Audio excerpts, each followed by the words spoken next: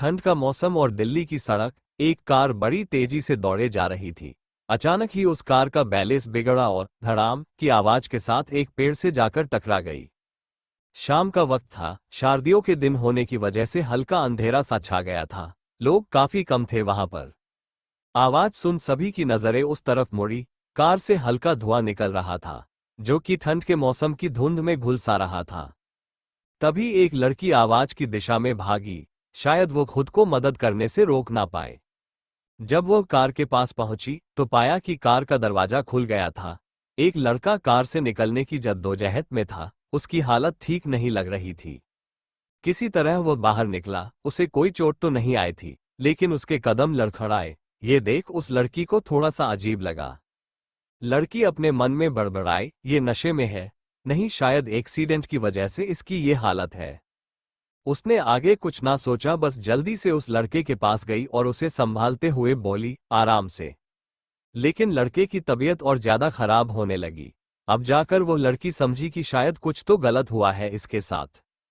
लड़की ने आसपास देखा, लेकिन उसकी मदद के लिए कोई आगे नहीं बढ़ा। इलाका ऐसा था कि कोई भी किसी के पछड़े में पड़ना नहीं चाहता था। यह आम बात थी, मदद से ज्यादा तमाशा देखने में लोग ज्यादा दिलचस्पी दिखाते। लेकिन यहां तो शायद अब कोई दिख भी नहीं रहा था। सभी वहां से चले गए थे। उस लड़की ने थोड़े दूर दो मंजिला के कुछ मकान देखे। उसने राहत की सांस ली और अपने आप से बोली, वहां तक पहुंचाना होगा। एक निश्चय के साथ उस लड़की ने लड़के के हाथ को अपने कंधे से टीका दिया और एक हाथ अपनी कमर पर रख दिया। उसने धीमे लहजे में लड़के से कहा, हमें जाना होगा, वरना इस ठंड में आपकी तबीयत और खराब हो जाएगी। लड़के ने कोई विरोध नहीं किया। उसने लड़की की कमर पर अपना हाथ कस लिया और अपनी गर्दन हाँ में हिला दी। बड़े ही जद्दोजहद के बाद वो लड़की उस लड़के को लेकर एक मकान के मेन दरवाजे तक पहुंची। उसने एक नज़र उस लड़के को देखा, जिसकी हालत आधी बेहोशी वाली थी। वो थक चुकी थी, उसको सांसें फूल चुकी थी। किसी तरह उसने डोरबेल बजाए। थोड़ी देर में दरवाजा खुला और एक 50 साल की औरत उनके सामने आकर खड़ी हो गई। उसने दोनों को अजीब नजरों से देखा और लड़की से सवाल किया, कौन है आप लोग और किसका काम है? लड़की एक सेकंड के लिए सोच में पड़ गई। वह सोचने लगी कि वह क्या कहे। दो अजनबी उनके घर आए हैं और वो दोनों भी आपस में अजनबी, एक दूसरे को नहीं जानते। क्या ये जानकर वह औरत उसकी मदद करेगी? लड़की ने ये सोचकर रिक्वेस्टिंग टोन में जवाब दिया, वो आंटी जी, मेरा नाम खनक है और ये मेरे पति है। वो रास्ते में हमारी कार खराब हो गई और अचानक मेरे पति की तबीयत भी बहुत ज्यादा खराब हो गई। मुझे कुछ समझ नहीं आया। मैंने दूर से आपका घर देखा तो मैं यहाँ चली आई। प्लीज हमारी मदद कीजिए, आपकी बहुत मेहरबानी होगी। खनक ने अपना चेहरा मासूम सा बना लिया, जिसे देख उस औरत को खनक की हालत पर दया आ गई। ऊपर से वो लड़का खनक से ऐसे चिपका हुआ था कि उस औरत को जरा भी शक नहीं हुआ कि दोनों एक दूसरे के लिए अजनबी है। वह औरत दरवाजे से पीछे हटी और बोली, अंदर चलो। खनक ने उस लड़के को सहारा दिया और अंदर ले आए। तभी उस औरत ने एक कमरे की तरफ इशारा करते हुए नॉर्मल लहजे में कहा, वहां कमरा है, अपने पति को अंदर ले जाओ और बिस्तर पर लेटा दो। इसकी तबीयत ज्यादा खराब लग रही है। खनक के अपनी गर्दन हाँ में हिलाई और कमरे की तरफ चली गई। उसने देखा कमरा सिंपल है, लेकिन अच्छी तरीके से सजाया हुआ है। वहां एक किंग साइज नॉर्मल सा डबल बेड है। खनक ने तुरंत लड़के को बड़े आराम से बेड पर लेटा दिया। फिर एक लंबी राहत सांस ली, जैसे कितना बड़ा बोझ उसके ऊपर से हट गया हो। तभी उस औरत की आवाज आई, मैं डॉक्टर को बुला के लाती हूँ, वो मेरे पड़ोस में ही रहते हैं। तब तक तुम अपने पति का ख्याल रखो। यह सुन खनक ने उस लड़के को देखा जो अभी भी आधा होश में था और उसने खनक का हाथ पकड़ा हुआ था। वो अपनी अधखुली आंखों से खनक को ही देखे जा रहा था। खनक को थोड़ा अजीब लगा, लेकिन फिर भी वो चुपचाप उसके पास बैठ गई और उस औरत की तरफ देख अपनी गर्दन हिला दी, जिसे देख वह औरत कमरे से बाहर चली गई। कुछ देर में वह औरत, जिनका नाम लक्ष्मी देवी था, वो डॉक्टर को लेकर आ गई। डॉक्टर ने लक्ष्मी देवी से कहा, आप दोनों थोड़ी देर बाहर जाएंगे, मुझे पेशेंट को चेक करना है। डॉक्टर की बात सुन दोनों ने अपना सिर हिलाया और बाहर चली गईं। आधे घंटे बाद डॉक्टर कमरे से बाहर आए और बोले, आपके पति को किसी चीज से रिएक्शन आया था। मेरा मतलब है उन्हें किसी चीज से एलर्जी है और वही चीज उनके खाने या पीने में आई थी, जिसकी वजह से उनकी ये हालत हुई थी। मैंने इंजेक्शन दे दिया है, अब वो बिल्कुल ठीक है। ये सुन खनक राहत की सांस लेती है। तभी लक्ष्मी देवी खनक की तरफ देखकर बोली, तुम दोनों आज रात यहीं रुक जाओ, कल सुबह घर चले जाना। वैसे भी अब रात बढ़ रही है और ठंड भी। खनक अपना सर हाँ में हिला कमरे की तरफ चली गई। वहीं डॉक्टर लक्ष्मी देवी से इजाजत लेकर चले गए।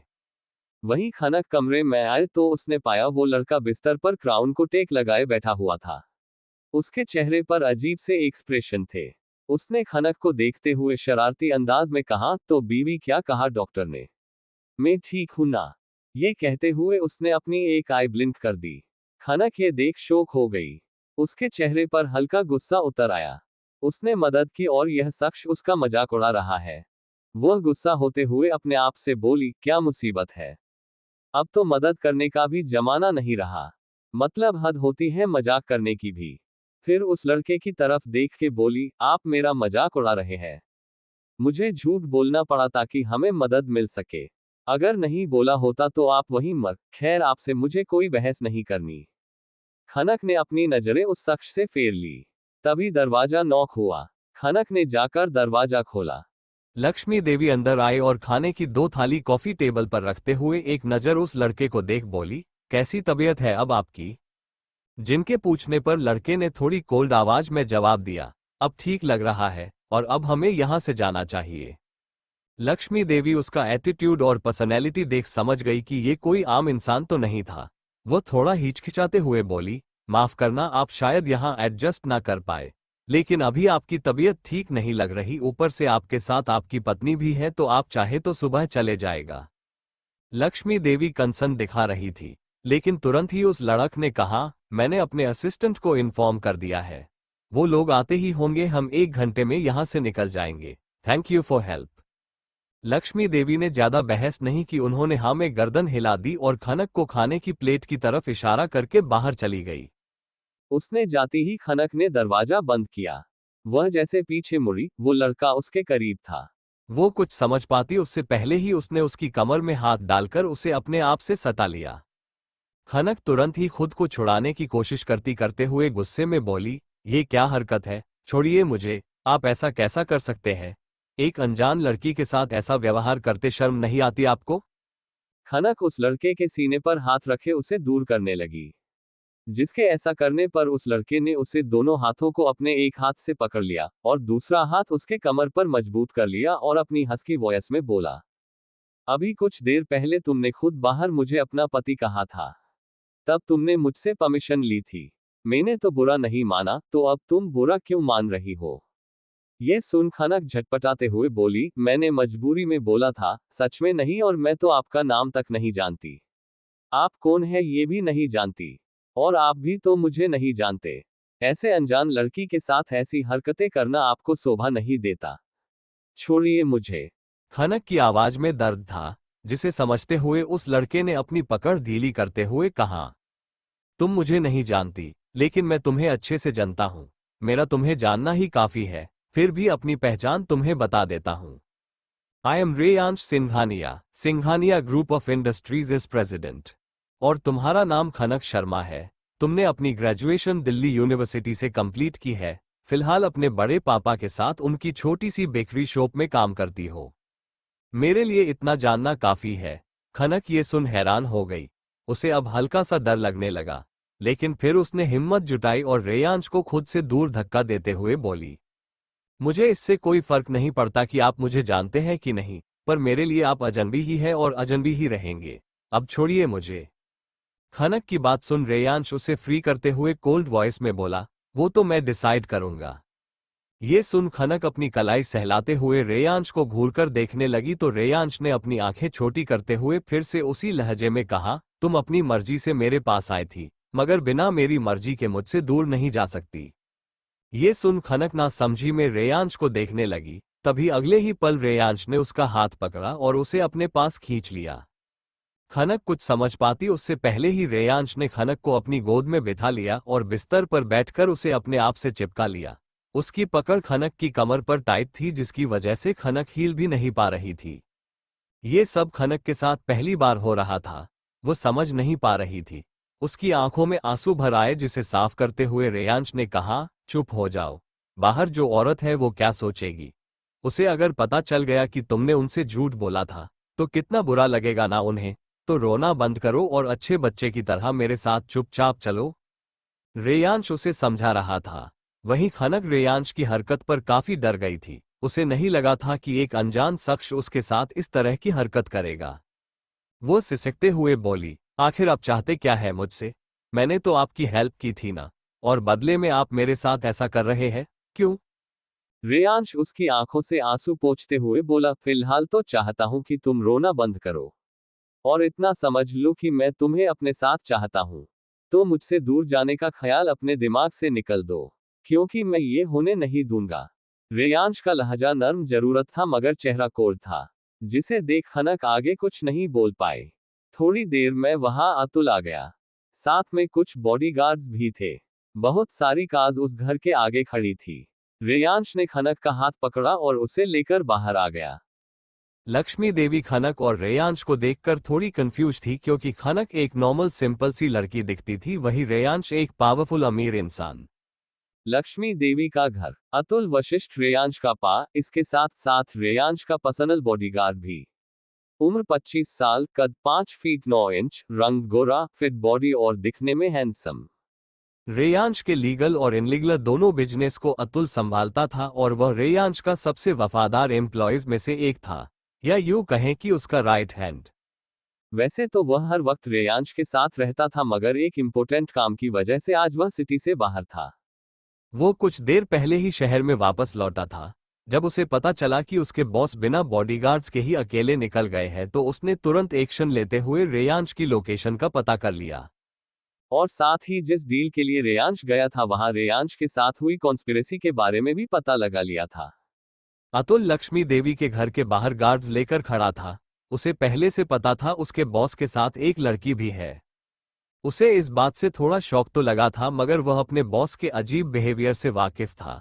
लेकिन उसके लिए सबसे ज्यादा हैरान कर देने वाला सीन ये था कि रेयांश ने खनक का हाथ पकड़ा हुआ था। ये देख उसके मुंह से एक शब्द भी नहीं निकला। वहीं रेयांश को लक्ष्मी देवी का चेहरा देखकर समझ आ गया कि उन्हें उसके और खनक के रिश्ते में कुछ गड़बड़ लग रही है। वैसे तो उसके नेचर में नहीं था कि वह किसी को सफाई दे, लेकिन खनक के लिए उसे लक्ष्मी देवी के माइंड को क्लियर करना फिलहाल सही लग रहा था। मेरी बीवी मुझसे नाराज होकर अपने मायके चली गई थी, इसलिए इसे समझा बुझाकर वापस ले जा रहा हूं। ऐसे पति से अलग रहना अच्छा बात थोड़ी होती है। थोड़ी सी नादान है पर समझ जाएगी। रेयांश ने लक्ष्मी देवी की तरफ देखकर बिना भाव के कहा, फिर खनक की तरफ देख हल्की शरारती मुस्कान के साथ बोला, है ना बीवी? ये देख खनक सकपका गई। उसे यकीन नहीं हो रहा था कि ये शख्स इस हद तक बातें बनाएगा। वहीं लक्ष्मी देवी रेयांश की बात पर कन्विंस हो गई थी। वो हल्का सा मुस्कुराकर खनक की ओर देखते हुए बोली, बेटा ऐसे झगड़े तो हर पति पत्नी के बीच होते हैं। छोटी छोटी बात पर मायके चले जाना अच्छी बात नहीं होती। तुम कितनी किस्मत वाली हो कि तुम्हें मनाने के लिए तुम्हारे पति अपना सारा काम छोड़कर तुम्हारे पीछे चले आए। अब आगे से अपना झगड़ा साथ रहकर ही सुलझा लेना। मैं भगवान से प्रार्थना करूंगी आप दोनों की जोड़ी हमेशा ऐसी ही बनी रहे। लक्ष्मी देवी एक अधेड़ उम्र की विधवा औरत थी। पति ना होने का दुख वह बखूबी जानती थी। वो कभी नहीं चाहती थी कि आज उनकी जो हालत है वह किसी और की हो। वहीं लक्ष्मी देवी की बातें सुन खनक के होश उड़ चुके थे।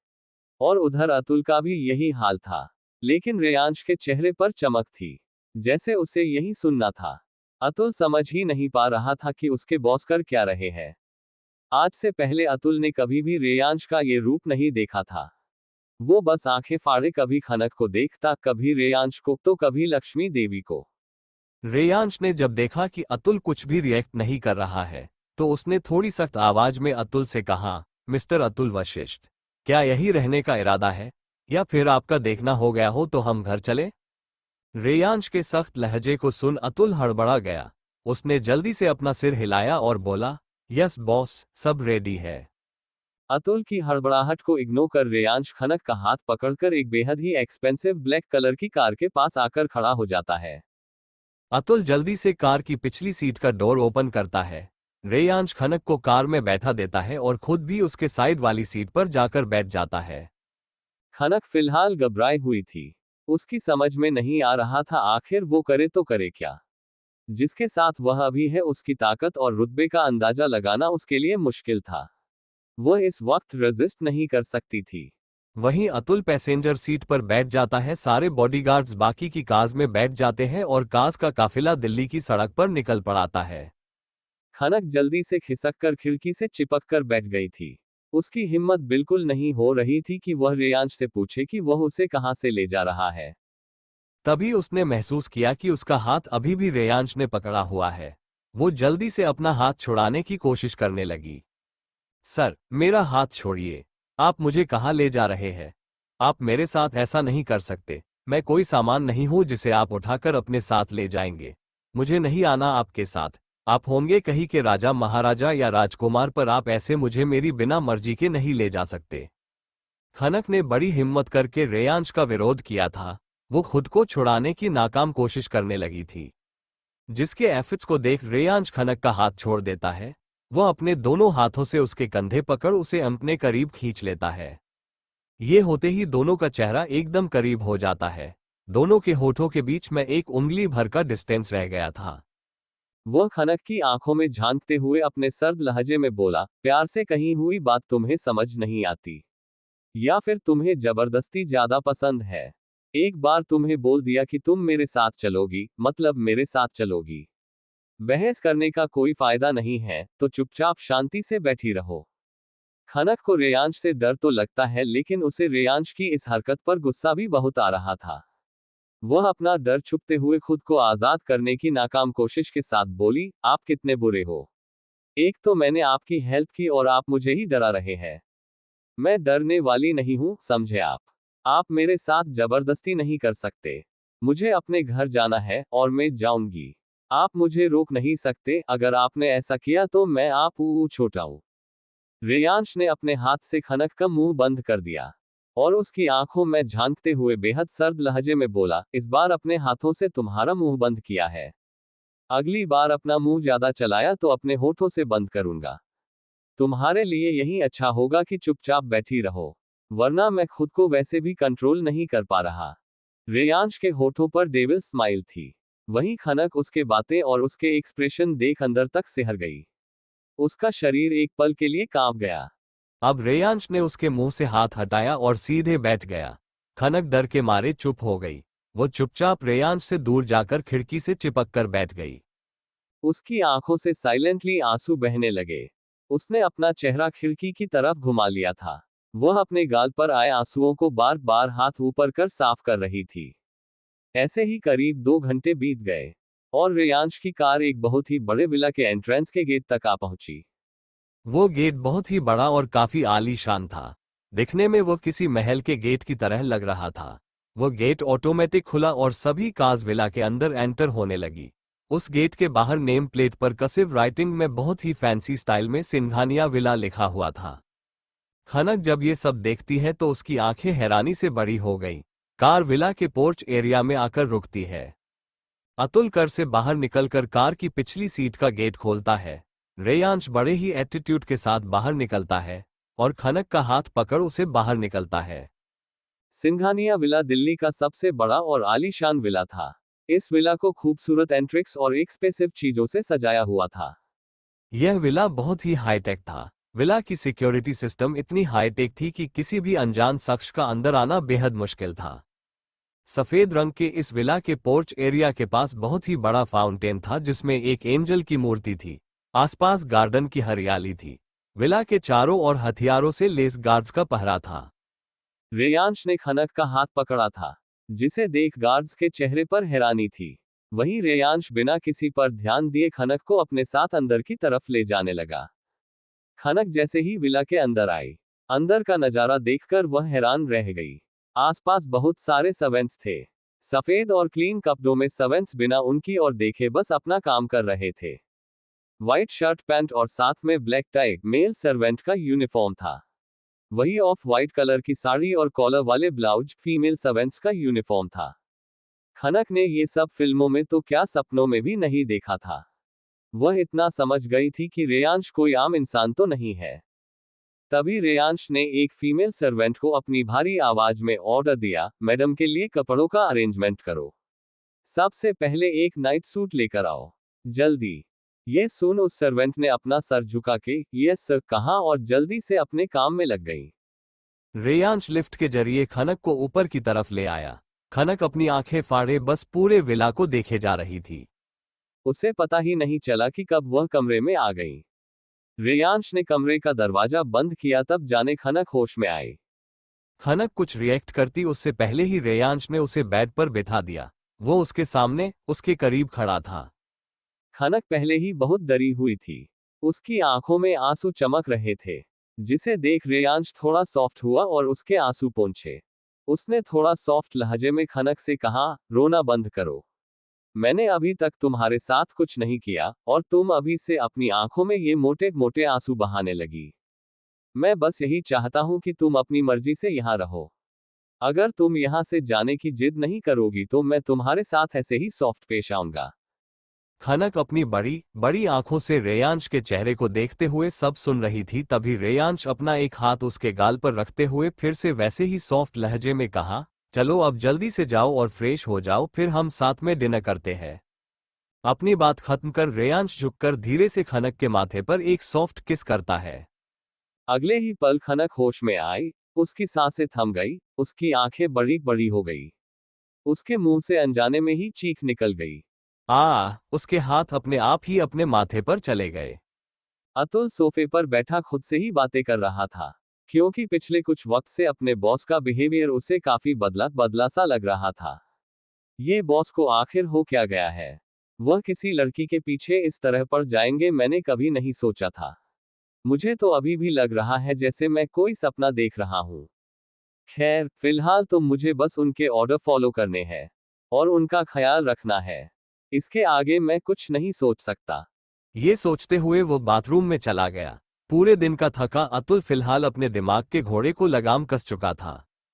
इधर रेयांश ने खनक के फोरहेड पर किस किया था, जिसकी वजह से खनक शॉक में थी। उसके मुंह से चीख निकल गई और ये देख रेयांश उसे घूर कर देख रहा था। ये देख अगले ही पल खनक होश में आए और एक झटके में बेड से नीचे उतर गई। उसने अपने माथे पर हल्के हाथ से सहलाया जहां रेयांश ने चूमा था। फिर अपने दांत पीसते हुए रेयांश से बोली, यह क्या हरकत थी? आप पागल हो गए हैं। एक तो आप एक अनजान लड़की को अपने घर में ले आए, ऊपर से ऐसी हरकतें कर रहे हैं। आपको शर्म नहीं आती ऐसा करते हुए? देखिए। खनक की बात बीच में काटकर रेयांश अपने होठों पर शरारती मुस्कान लिए शरारती लहजे में बोला, देख ही तो रहा हूं, और पिछले 2 महीने से सिर्फ देख ही रहा था, पर अब सिर्फ देखना नहीं है और भी बहुत कुछ करना है। अपनी बात कहते हुए रेयांश ने अपनी एक आई ब्लिंक कर दी। ये देख खनक 2 कदम पीछे जाकर हैरानी से आंखें फाड़े उसे देखने लगी। वह समझने कोशिश कर रही थी कि रेयांश के कहने का मतलब क्या था। वहीं रेयांश उसकी कंफ्यूजन को समझते हुए मुस्कुराकर बाथरूम की तरफ इशारा करते हुए बोला, बाथरूम उस तरफ है, जाकर फ्रेश हो जाओ। खनक अभी भी नासमझी में खड़ी थी। उसे अब भी रेयांश के कहने का मतलब समझ नहीं आया था। इनफैक्ट उसे रेयांश ही समझ नहीं आ रहा था। रेयांश धीरे से उसके पास आया और उसके सिर पर सहलाते हुए उसके कान के पास झुककर बोला, ज्यादा दिमाग मत चलाओ, धीरे धीरे तुम्हें समझ आ जाएगा। रेयांश की इस हरकत से खनक होश में आए और जल्दी से भागकर बाथरूम में घुस गई। उसे रेयांश का इस तरह उसके करीब आना अजीब लग रहा था। उसे इस वक्त बाथरूम सबसे सेफ जगह लगी जहां वह रेयांश से बच सकती है। उसने अपने अंदर चल रही उलझनों को कुछ देर के लिए अपने दिमाग से झटका और चारों ओर घूमते हुए बाथरूम को देखने लगी। हाय राम, इतना बड़ा बाथरूम, इतना तो मेरा कमरा भी नहीं है। अपना मुंह बनाते हुए वह मन ही मन बड़बड़ाए, जब उनका कमरा इतना बड़ा हो सकता है तो बाथरूम का होना इतनी बड़ी बात नहीं है। अब उसकी नजर बड़े से बाथटब पर जाती है। दरअसल वह एक जकूजी था। यह एक रॉयल बड़ा सा बाथटब होता है जिसकी साइज एक छोटे से स्विमिंग पूल जितनी होती है। खनक को ज्यादा कुछ समझ नहीं आता इसलिए वह शावर के पास जाकर देखती है। लेकिन यहाँ की सभी चीजें ऑटोमेटिक और हाईटेक थी जो खनक के लिए बिल्कुल नया था। फाइनली कुछ सोचकर उसने डिसाइड किया कि उसे रेयांश से हेल्प मांग लेनी चाहिए। ऐसे ही वह पूरी रात बाथरूम को ताकते हुए नहीं बैठ सकती थी। फिर सोचा कि अगर उसने मदद मांगी तो पता नहीं रेयांश उसके साथ क्या करे। वैसे भी उसकी हरकत को देख खनक को अजीब फील हो रहा था। फाइनली वह धीरे से बाहर निकली तो पाया रेयांश एक पैकेट लेकर बेड पर रख रहा था। तभी रेयांश की नजर बाथरूम से बाहर आ रही खनक के ऊपर गई। उसने नॉर्मल भाव से पूछा, क्या हुआ? जिसके जवाब में खनक ने हिचकिचाते हुए कहा, वो मुझे कुछ समझ। खनक को हिचकिचाते हुए देख रेयांश कंफ्यूज लहजे में बोला, हाँ ठीक है, पर आगे तो बोलो। खनक एम्बेरसमेंट से भर गई। उसे समझ नहीं आया कि वह क्या कहे। वहीं रेयांश अभी भी वैसे ही उसे देख रहा था। मुझे बाथरूम में शावर चलाना नहीं आ रहा, एक ही सांस में बोलते हुए खनक ने जोर से अपनी आंखें बंद कर ली। उसे शर्मिंदगी महसूस हो रही थी। उसके चेहरे के भाव बेहद शर्मिंदगी से भरे थे। रेयांश तो बस एकटक देखता ही रह गया। खनक की इस हरकत ने उसके दिल की धड़कनें बढ़ा दी थी। वह कुछ पल के लिए उसकी मासूमियत में खो गया। फिर वह अगले ही पल होश में आया और बिस्तर पर रखे उसके कपड़े उठाकर बाथरूम की तरफ बढ़ गया। उसने बाथरूम के एक कोने में कपड़े रखे, फिर पलटकर पीछे देखा तो खनक उसके पीछे खड़ी थी।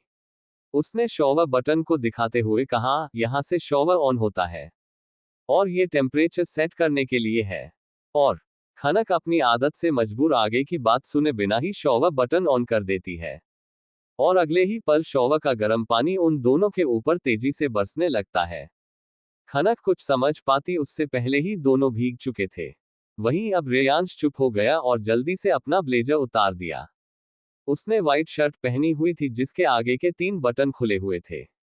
रेयांश एक 25 साल का बेहद हैंडसम लड़का था। उसकी हाइट 6 फीट 4 इंच की थी। उसके 8 पैक एब्स और मस्कुलर वी शेप बॉडी, गोरा रंग और उसका परफेक्ट फेस कट और जोलाइन उसे किसी हॉलीवुड हीरो से भी ज्यादा हैंडसम बनाते थे। उसके ब्लैक हेयर जो इस वक्त मेसी हो चुके थे और उसमें से पानी की बूंदें टपक रही थी और भीगने की वजह से उसकी नीली आंखें बेहद नशीली लग रही थी। उसका ये रूप देखकर कोई भी लड़की पागल हो जाती। लेकिन अफसोस उसके सामने तो खनक थी। वह घबरा गई और जल्दी जल्दी शावर बंद करने की कोशिश करने लगी।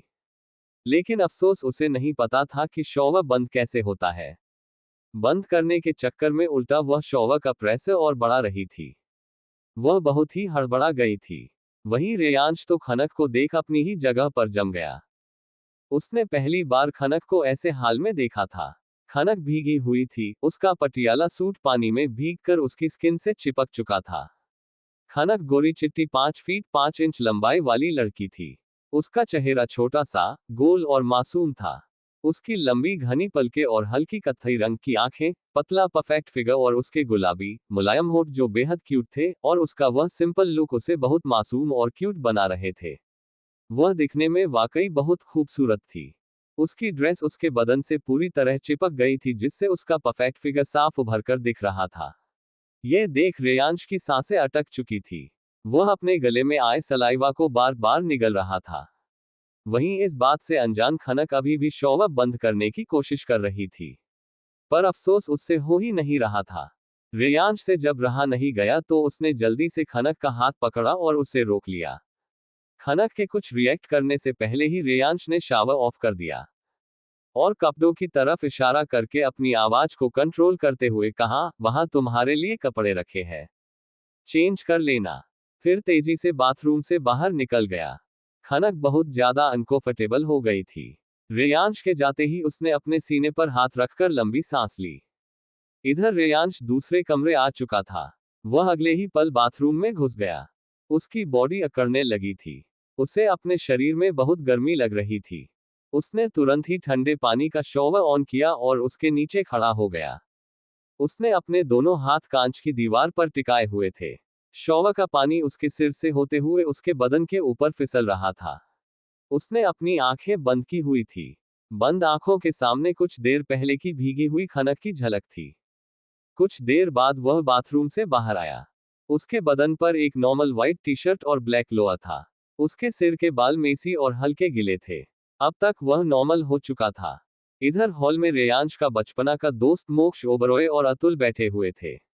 दोनों एक दूसरे से बात कर रहे थे। तभी वहां रेयांश आया जिसे देखकर मोक्ष थोड़ा गुस्से में बोला, तू पागल हो गया है? ऐसे बिना बॉडीगार्ड्स के तू खुद गाड़ी ड्राइव करके आखिर गया क्यों था? क्या जरूरत थी इस तरह जाने की? अगर तुझे कुछ हो जाता तो? अतुल शहर में नहीं था तो मैं तो था ना। तू मुझे बोल सकता था, तू ऐसे ही अकेले निकल गया। मोक्ष की आवाज में रेयांश के लिए फिक्र साफ दिख रही थी, जिसे चुप करवाते हुए रेयांश बोला, कुछ हुआ तो नहीं ना मुझे? तू तो ऐसे बात कर रहा है जैसे मैं कोई छोटा बच्चा हूं। खामखा इतनी टेंशन ले रहा है। रेयांश के बेफिक्र जवाब को सुन मोक्ष हल्के गुस्से में बोला, हाँ हम जानते हैं तू बहुत बड़ा माफिया है, पर मेरे लिए तो मेरा दोस्त है ना, डर लगता है यार। तभी अगले ही पल रेयांश उसकी बात काटकर कठोर लहजे में बोला, चुप, ये शब्द दोबारा अपने मुंह से मत निकालना। अगर उसने सुन लिया ना तो मेरे लिए प्रॉब्लम और बढ़ जाएगी। एक तो वैसे भी मुझसे दूर भागती है। रेयांश के चेहरे पर इस वक्त इरिटेशन वाले भाव थे। वहीं मोक्ष ने ये सुना तो उसे कुछ याद आया। उसने जल्दी से हड़बड़ाकर पूछा, तू उस लड़की को अपने साथ लेकर आया है? वो इस घर में है तेरे साथ? मोक्ष के चेहरे के एक्सप्रेशन को देख रेयांश ने अपनी गर्दन हाँ में हिला दी। ये देख मोक्ष अपनी जगह से उठकर उसके पास आया और आंखें फाड़े उसे देखते हुए बोला, ओ भाई, तूने उसे कहा साथ आने को, और वो मान भी गई? हाँ भाई, मान ही गई होगी, इसमें ज्यादा सोचने वाली बात थोड़ी है। तू है भी तो इतना हैंडसम। कहते हुए वह शरारत से रेयांश के गालों को खींचने लगा। यह देखकर रेयांश ने उसके हाथ पकड़ लिए और उसे खुद से दूर धकेला और सोफे पर बैठते हुए बेफिक्र लहजे में बोला, मानी नहीं, मैं उठा कर ले आया। जबरदस्ती उठा लाया उसे? मोक्ष उसके बगल में बैठते हुए बड़े ही हैरानी भरे लहजे में चीखते हुए बोला, जिसकी बात का जवाब रेयांश ने सिर्फ अपना सिर हिलाकर दिया। उसकी इस हरकत पर मोक्ष उसके कंधे को पकड़ हिलाते हुए बोला, भाई तू लड़कियां उठाने का काम नहीं करता। ये तुमने सही नहीं किया उसके साथ। जिसकी हरकत पर रेयांश ने उसके पेट पर हल्का सा घुसा मारा और खुद से दूर करके बोला, सही गलत का पाठ मुझे मत सिखा। वैसे भी इश्क और जंग में सब जायज होता है, और वो सीधे से मानने वालों में से नहीं है। मोक्ष अपने पेट को पकड़ पीछे होते हुए बोला, सीधे से मानने वालों में से नहीं है मतलब? मैं समझा नहीं। तेरा एक इशारा काफी होता है और लड़कियां तेरे पीछे पीछे चल देती है, लेकिन तुझे इसके साथ जबरदस्ती करनी पड़ी। कमाल है। मोक्ष की बात पर रेयांश अपनी जगह से उठा और शरारती मुस्कान लिए अपनी एक आई ब्लिंक करके बोला, तू यहीं पड़े पड़े सोच, मैं जा रहा हूं अपने कमरे में। मोक्ष उसे रोक पता उससे पहले ही रेयांश वहां से 9-2-11 हो गया। वहीं ये देखकर मोक्ष और अतुल का मुंह खुला का खुला रह गया। मोक्ष ने हैरानी से अतुल की तरफ देखा और पूछा, क्या वो उसके कमरे में है? अतुल ने मासूम सा चेहरा बनाकर अपनी गर्दन हाँ में हिला दी। और ये देख मोक्ष के एक्सप्रेशन ऐसे हो गए जैसे अतुल ने कोई ना समझ में आए ऐसा जोक मारा हो। रेयांश के कमरे में खनक सनफ्लावर वाली प्रिंट का येलो कलर का नाइट सूट, शर्ट और पजामा टाइप का था, पहनकर अपने बालों को झाड़ते हुए बाथरूम से बाहर निकल रही थी। उसी वक्त रेयांश दरवाजा खोलकर कमरे में आया और उसकी नजर सीधे खनक के ऊपर गई। उसकी नजरें खनक के ऊपर ठहर गई। खनक उस नाइट सूट में बहुत ही क्यूट लग रही थी। खनक के लंबे घने सिल्की काले बाल जो उसके कमर से भी नीचे तक लहरा रहे थे वह थोड़े से गीले थे। उसने टॉवल से किसी तरह अपने बालों को थोड़ा बहुत सुखा लिया था, लेकिन अभी भी हल्के गीले थे। उसके गोरे गाल जो गर्म पानी की वजह से हल्के गुलाबी हो गए थे, उस पर उसके बालों की कुछ लटें आ रही थी, जिसे वह अपने एक हाथ से पकड़कर बार बार अपने कान के पीछे लगा रही थी। वह कमरे में रेयांश की मौजूदगी से अनजान थी।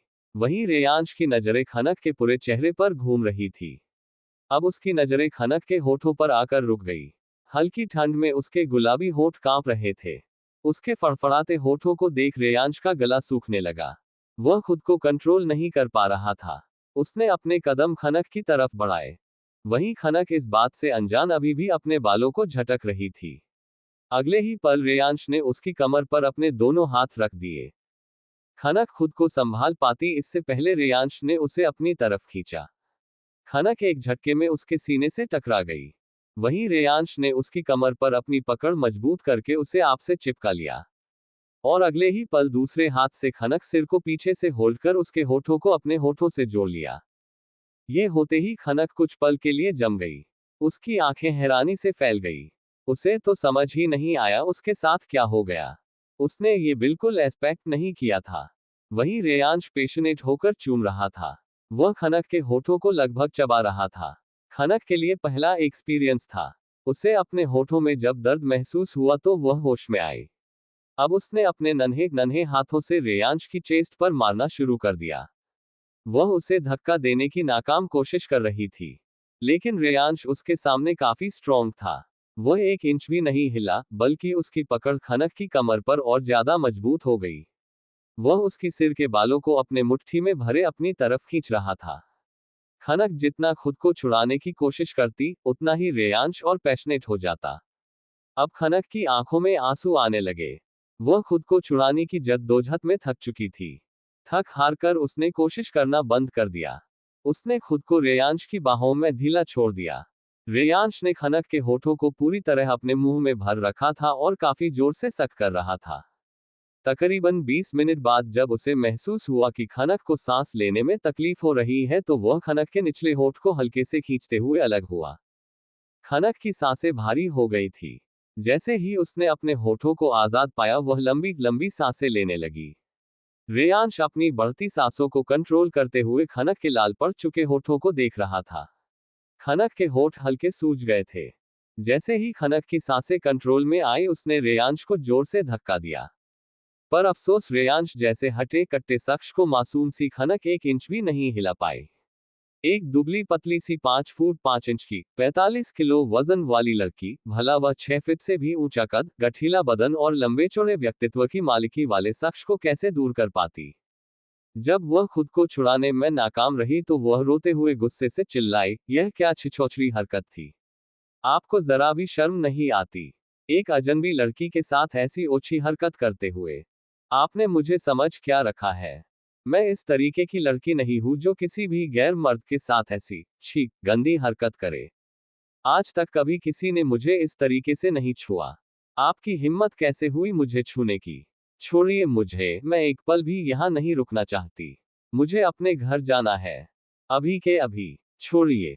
खनक जोर जोर से रोते हुए खुद को छुड़ाने के लिए झटपटा रही थी। वहीं रेयांश जब ये सुनता है वह गुस्सा आ जाता है। वह कब से खनक को प्यार से निहार रहा था, लेकिन अब उसका चेहरा गुस्से से लाल हो गया। उसकी नीली आंखों जैसे खून उतर आता। वह एक झटके में खनक को खींचकर बिस्तर तक ले आया और जोर से धक्का दे दिया। खनक मुंह के बल बिस्तर में जा गिरी। मैट्रेस काफी सॉफ्ट था, खनक कुछ इंच उछल कर रह गई। वहीं रेयांश बिना एक पल गवाए बिस्तर पर आ गया। खनक खुद की संभाल पाती उससे पहले ही वह उसके ऊपर आ गया। उसने अपने दोनों हाथों से खनक के हाथों को पकड़ बिस्तर में दबा दिया। अब उसने खनक के गले और कॉलरबोन पर किस और बाइट करना शुरू कर दिया। खनक रेयांश के इस एक्शन से सहम गई। अब वह और जोर जोर से रोने लगी। खनक की सिसकियों की आवाज सुन रेयांश तुरंत ही उसके ऊपर से उठा और खनक को खींचकर अपनी गोद में बिठा लिया। खनक की पीठ उसके सीने से चिपकी हुई थी और रेयांश ने अपने दोनों हाथ उसके पेट पर जकड़ रखे थे। अब खनक के बालों में अपने चेहरे को घुसाते हुए उसके बालों की खुशबू अपनी सांसों में उतारते हुए बेहद सर्द आवाज में बोला, स्टॉप क्राइंग जान। लेकिन खनक अभी भी सुबक रही थी। वह खुद को छुड़ाने की नाकाम कोशिश कर रही थी। यह देख रेयांश अपने हाथ उसके गालों पर हल्के से रगड़ते हुए बोला, अगर अब तुमने रोना बंद नहीं किया तो इससे भी आगे बहुत कुछ कर सकता हूं। यह सुन खनक ने अपनी सिसकियों को काबू कर लिया। वहीं रेयांश उसके गालों को अपने होठों से सहलाते हुए बोला, मैं कोई राह चलता आवारा आदमी नहीं हूं जान, जिसे तुम छिछोरा बोलो। I am Reyansh Singhania, Asia's number 1 businessman. लड़कियों की कमी नहीं मुझे, लेकिन मेरी फितरत वैसी नहीं है जैसा तुम समझ रही हो। यही वजह है कि अब तक तुम्हारी बदतमीजी बर्दाश्त कर रहा हूं, वरना मेरे सामने आज तक किसी ने इतनी ऊंची आवाज में बात नहीं की। क्या करूं, तुम्हें तो सजा भी नहीं दे सकता। मेरी जान जो हो तुम। अगर कोई और होता तो कब का परलोक पहुंचा चुका होता। अब खुद की जान तो ले नहीं सकता, इसलिए आगे से ध्यान रहे, मेरे सामने अपनी आवाज ऊंची मत करना, समझी। मेरे पास सजा देने के और तरीके भी है। हम फिर कुछ देर का पॉज लेने के बाद, और हाँ, रही बात अनजान की, तो एक बात समझ लो, तुम मेरे लिए अनजान नहीं हो। मैं तुम्हारे पूरे परिवार के बारे में जानता हूं। और रही बात मेरे बारे में जानने की, तो मेरे साथ रहते रहते तुम मेरे बारे में भी जान जाओगी। खनक रेयांश की हरकत से सिहर रही थी। उसे अब रेयांश की हरकतों से डर लगने लगा था। वह रोना चाहती थी पर वह रो भी नहीं पा रही थी। उसका पूरा शरीर कांप रहा था। ना चाहते हुए भी उसके मुंह से धीमी धीमी सिसकियां निकलने लगी थी। यह महसूस कर अब रेयांश उसे घुमाकर अपनी तरफ कर लेता है। अब खनक के दोनों पैर रेयांश की कमर पर लिपट चुके थे। दोनों एक दूसरे के आमने सामने थे। रेयांश के दोनों हाथ खनक के कमर पर लिपटे हुए थे। खनक अपनी भीगी पलकों से रेयांश के चेहरे को देखती है, जिसकी मदहोश नजरें उसके मासूम चेहरे पर गड़ी हुई थी। उसने बेहद मासूमियत से रेयांश से लड़खड़ाती जुबान में पूछा, आप क्यों ऐसा कर रहे हैं? मैं तो आपको जानती तक नहीं, आप क्या चाहते हैं मुझसे? रेयांश ने अपनी जुनून भरी नजरों से खनक को देखते हुए बड़े ही ठंडे लहजे में जवाब दिया, मैं तुम्हें चाहता हूं, जान। खनक ये सुन हैरान रह गई। उसके चेहरे के एक्सप्रेशन देख रेयांश टेढ़ी मुस्कान लिए मैग्नेटिक वॉइस में बोला, रिलैक्स जान, इतना हैरान होने की जरूरत नहीं है। मैं तुम्हें किसी भी तरीके का नुकसान नहीं पहुंचाना चाहता, because I love you and I obsessed for you and you have to accept that because you have no choice। अगर हुई भी तो मैं उससे खत्म कर दूंगा। रेयांश की आवाज बेहद शांत मगर उसमें एक ठंडापन था। उसका लहजा डोमिनेटिंग था, जिसे खनक अच्छे से देख पा रही थी। अब रेयांश उसकी चिन के नीचे एक उंगली रख उसका चेहरा ऊपर करके अपने चेहरे के एकदम करीब ले आता है। दोनों की गर्म सांसें एक दूसरे के चेहरे पर पड़ रही थी। खनक अपनी घबराए आंखों से रेयांश की तरफ देख रही थी। अब रेयांश उसे वार्निंग देते हुए बोला, आज के बाद मुझसे दूर जाने के बारे में सोचना भी मत, वरना तुम मेरा गुस्सा बर्दाश्त नहीं कर पाओगी।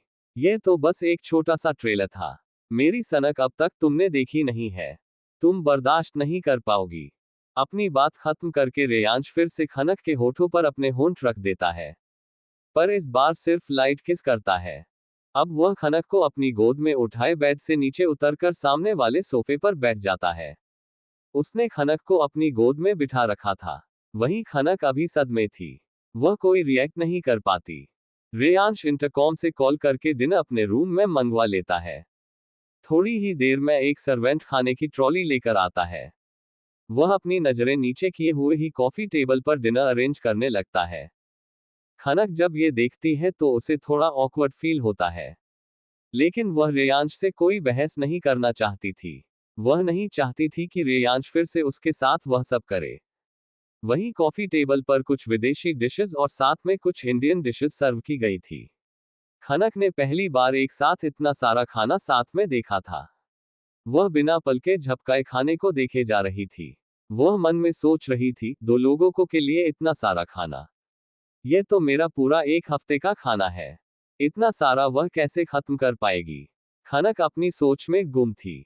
अब रेयांश ने सर्वेंट को जाने का इशारा किया और सर्वेंट जल्दी से वहां से चला गया। अब उसने खनक से कहा, तुम्हें क्या पसंद है? जो भी पसंद है तुम खा सकती हो, और ज्यादा मत सोचो, तुम्हें सब खाने की जरूरत नहीं है। यह सुन खनक बड़ी बड़ी आंखों से रेयांश को देखने लगी। वह मुंह बनाते हुए मन में ही बुदबुदाए, इनको कैसे पता मैं क्या सोच रही हूं? तुम इतना जोर से मन में बोलती हो कि मेरा मन सब सुन लेता है। रेयांश ने उसकी नाक को पकड़े हल्के से खींचते हुए कहा और अपनी एक आई ब्लिंक कर दी। रेयांश के इस एक्शन से खनक हैरान रह गई। वह हड़बड़ा गई। उसने जल्दी से प्लेट उठाए और खाने लगी। हालांकि उसे रेयांश की गोद में बैठकर खाना अजीब लग रहा था, लेकिन फिलहाल उसके पास कोई चॉइस नहीं थी। थोड़ी ही देर में दोनों का डिनर खत्म हुआ और अब फिर से एक सर्वेंट आकर वहां से सब उठाकर टेबल क्लीन करके चला जाता है। उसके जाने के बाद रेयांश खनक को फिर से अपनी गोद में उठाकर बेड पर ले आता है, और ये देख खनक फिर से घबराने लगती है। अब उसका दिल डर के मारे जोरों से धड़कने लगा। रेयांश के कमरे में बेड पर आते ही खनक की तो सांसें अटक गई। वह रेयांश के आगे के एक्शन से डर रही थी। तभी रेयांश ने खनक को बेड पर बहुत प्यार से लिटाया और ब्लैंकेट से कवर किया। उसने प्यार से खनक के माथे पर एक लाइट किस की और स्वीट लहजे में बोला, अब सो जाओ जान, गुड नाइट, लव यू। फिर बिना देरी किए वह तेज कदमों से कमरे से बाहर निकल गया। वह अपने जज्बातों और चाहतों पर बड़ी मुश्किल से कंट्रोल कर रहा था। वहीं खनक ने रेयांश के इस एक्शन की उम्मीद ही नहीं की थी। वह बुत बनकर बस दरवाजे की तरफ देखती रह गई, जहां से अभी अभी रेयांश बाहर निकला था। अगले ही पल वह होश में आए और अपना मुंह बनाते हुए खुद में ही बड़बड़ाए, यह क्या था? कहीं मैं सपना तो नहीं देख रही? यह पागल आदमी खुद पागल हो गया है या मुझे पागल बना रहा है? पहले तो डराता है, फिर प्यार भी जताता है। इसके दिमाग में आखिर चल क्या रहा है? पल पल मूड बदलता है इसका। आखिर उसके कहने का मतलब क्या था? उसने मुझे आई लव यू क्यों कहा? नहीं, ऐसा नहीं हो सकता, ये सब झूठ है, एक नाटक है। इतना बड़ा आदमी भला मुझसे? नहीं नहीं, जरूर कोई बात है। बोल तो ऐसे रहे थे जैसे मैं इंसान नहीं कोई चीज हूं, मुझे तुम चाहिए जान। और ये मुझे जान जान क्यों कर रहे थे? नहीं नहीं, मुझे यहां से कैसे भी तो करके निकलना पड़ेगा, नहीं तो पता नहीं मेरे साथ क्या हो जाए। खनक के दिल में बड़े अजीब अजीब ख्याल चल रहे थे। वहीं दूसरी तरफ रेयांश अपने स्टडी रूम में एंटर हुआ। मोक्ष और अतुल पहले से वहां मौजूद थे। रेयांश ने एक नजर दोनों को देखा, फिर सपाट लहजे में मोक्ष से पूछा, घर नहीं जाना है तुम्हें? या फिर आज यहीं रहने का इरादा है? जिसके सवाल पूछने पर मोक्ष झुंझला गया। उसने चिढ़े हुए लहजे में जवाब दिया, नहीं जाऊंगा घर, बोल क्या कर लेगा? यहीं अड्डा जमा के बैठूंगा जब तक तू मुझे सब कुछ बता नहीं देता। भूल मत, मैं सिर्फ तेरा दोस्त नहीं बल्कि तेरा कजिन भी हूं। और इस नाते मुझे तेरी पर्सनल लाइफ में क्या हो रहा है ये जानने का हक है। और तेरा ये चमचा कब से इसे पूछ रहा हूं लेकिन ये बताने का नाम ही नहीं ले रहा। मोक्ष की गुस्से भरी नजरें अपने ऊपर देख अतुल बेबस लहजे में बोला, इसमें मेरी गलती नहीं है सर, बॉस का सख्त ऑर्डर था कि इस बारे में किसी को पता न चले। मुझे इतनी जल्दी मरना थोड़ी है कि बिना उनकी परमिशन के आपको सब बता देता। जिसकी बात सुन मोक्ष चिढ़ते हुए रेयांश की तरफ देखकर बोला, वाह, अच्छे चमचे पाल रखे हैं तूने। मतलब तेरे इशारे के बिना कुछ नहीं करेंगे ये? जिसकी बात पर अतुल शर्माने का नाटक करते हुए मजाकिया अंदाज में बोला, अब चमचा कहो या पतीला, जो भी हूं बॉस का हूं। जिसकी हरकत देखकर रेयांश की आंखें हैरानी से बड़ी हो गई। उसने अपना जबड़ा भींच लिया और अतुल पर बरसते हुए कहा, बंद करो अपनी ये हरकतें। फिर उसने मोक्ष की तरफ अपनी नजरें घुमाकर कहा, और तू तू भी अपनी बकवास बंद कर, वरना अफ्रीका के जंगलों में फेंक आऊंगा तुझे। जिसके गुस्से भरे लहजे को सुन अब मोक्ष और अतुल दोनों के भाव मायूसी भरे हो गए। जिन्हें देखते हुए रेयांश ने अपनी आवाज कंट्रोल करते हुए अतुल से पूछा, तुमने पता किया मेरे साथ जो हुआ उसमें किसका हाथ था? जिसके सवाल पर अतुल ने सीरियस लहजे में जवाब दिया, जी बॉस, ये काम शनि कटियाल का था। वही जो ड्रग्स सप्लाई करता था। जब से आपने उसका ड्रग्स का धंधा बंद करवाया है वो आपसे बदला लेने की फिराक में था। वो पकड़ा गया है। उसे उसकी जगह पर पहुंचा दिया है। वहां अच्छी खातिरदारी हो रही है उसकी। लगता है अब उसके जीने के दिन खत्म हो गए हैं। रेयांश का लहजा काफी खतरनाक था और उसके होठों पर क्रिपी स्माइल थी। वहीं मोक्ष दोनों की बातें सुन चिढ़ते हुए बोला, अब तुम दोनों का खूनी खेल खत्म हुआ हो तो मुझे मेरे सवालों के जवाब मिलेंगे। मोक्ष को झुंझलाता हुआ देख रेयांश के होठों पर चिढ़ाने वाली मुस्कान खिल उठी। ये देख मोक्ष अपनी आंखें छोटी कर लेता है। जिसकी गुस्से भरी नजरों को पहचानते हुए रेयांश अब नॉर्मल होते हुए बोला, अच्छा ठीक है, पूछ, तुझे क्या पूछना है? मोक्ष तुरंत खुश होते हुए बोला, वो लड़की कौन है? तूने उसे अपने कमरे में क्यों रखा है? आखिर मांजरा क्या है? चल क्या रहा है? और कब से चल रहा है ये? अभी अभी तू क्या करके आया? एक साथ इतने सारे सवाल सुन रेयांश उसे घूरने लगता है। लेकिन मोक्ष के ऊपर उसका कोई असर नहीं होता। वह अभी भी क्यूरोसिटी से रेयांश को देख रहा था। यह देख रेयांश एक लंबी सांस लेता है और खनक को याद करते हुए प्यारी सी मुस्कुराहट के साथ बोला, ठीक है तो सुन। आज से 2 महीने पहले मेरी कार ट्रैफिक सिग्नल के पास खड़ी थी। मैंने एक लड़की को फुटपाथ पर हाथों में भारी शॉपिंग बैग्स लिए चलते हुए देखा। वह काफी थकी हुई लग रही थी। मुझे नहीं पता कि आखिर मेरी नजर उस पर ही क्यों पड़ी, लेकिन मैं उसे इग्नोर नहीं कर पाया। शायद वो अपनी बहन के साथ थी, पर देखकर लगता था कि जैसे उसकी बहन को उसकी कोई फिक्र ही नहीं थी। पहले लगा शायद उसके हालात देखकर मुझे उससे सिंपैथी हो रही है, लेकिन उसके बाद हर वक्त मुझे उसे देखने की चाहत होने लगी। उसका मासूम चेहरा मेरे जहन में हर वक्त घूमता रहता था। और ना चाहते हुए भी कुछ दिन बाद मैं फिर से उसी टाइम पर वहां गया। लेकिन वह मुझे नहीं दिखी। मेरी बेचैनी बढ़ रही थी, लेकिन मैं खुद को किसी तरह कंट्रोल कर रहा था। ऐसे ही 2 दिन गुजरे और एक शाम वह फिर से मुझे दिखी। वह अकेली कहीं जा रही थी। उसे देखकर मेरा दिल खुश हो गया। अब तो जैसे वो मेरी आदत बन गई थी। मैं हर दूसरे तीसरे दिन उसे देखने वहां पहुंच जाता था। वह हर रोज उस रास्ते से उसी समय गुजरती थी। फाइनली मैंने अतुल से उसकी डिटेल्स निकलवाई। तब पता चला उसका नाम खनक शर्मा है। उसके पेरेंट्स नहीं है। वह अपने रिश्तेदार के घर में रहती है और उनकी 2 बेटियां हैं जो खनक से बड़ी है। पता चला ये लोग खनक के साथ नौकरों जैसा व्यवहार करते हैं। उन्हें जरा भी खनक की चिंता नहीं है। उनके लिए खनक सिर्फ एक मुफ्त की नौकरानी है। 21 साल की मासूम सी लड़की इतना सहने के बाद भी दूसरों की मदद करने से पीछे नहीं हटती। इतना सहने के बाद भी उसके चेहरे पर तकलीफ की शिकन तक नहीं दिखती।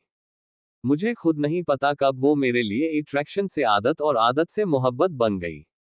आज जब वो खुद मेरे पास मदद करने चली आई तो मैं खुद को उसे अपने साथ ले आने से रोक नहीं पाया। अब नहीं रहना मुझे उसके बिना, और ना ही उसे उस घर में वापस भेजना है। मोक्ष हैरानी से अपना मुंह खोले बस सुन रहा था। उसे यकीन नहीं हो रहा था कि रेयांश किसी लड़की से इतना प्यार करने लगा है। वह लगभग चीखते हुए बोला, क्या क्या कहा तूने?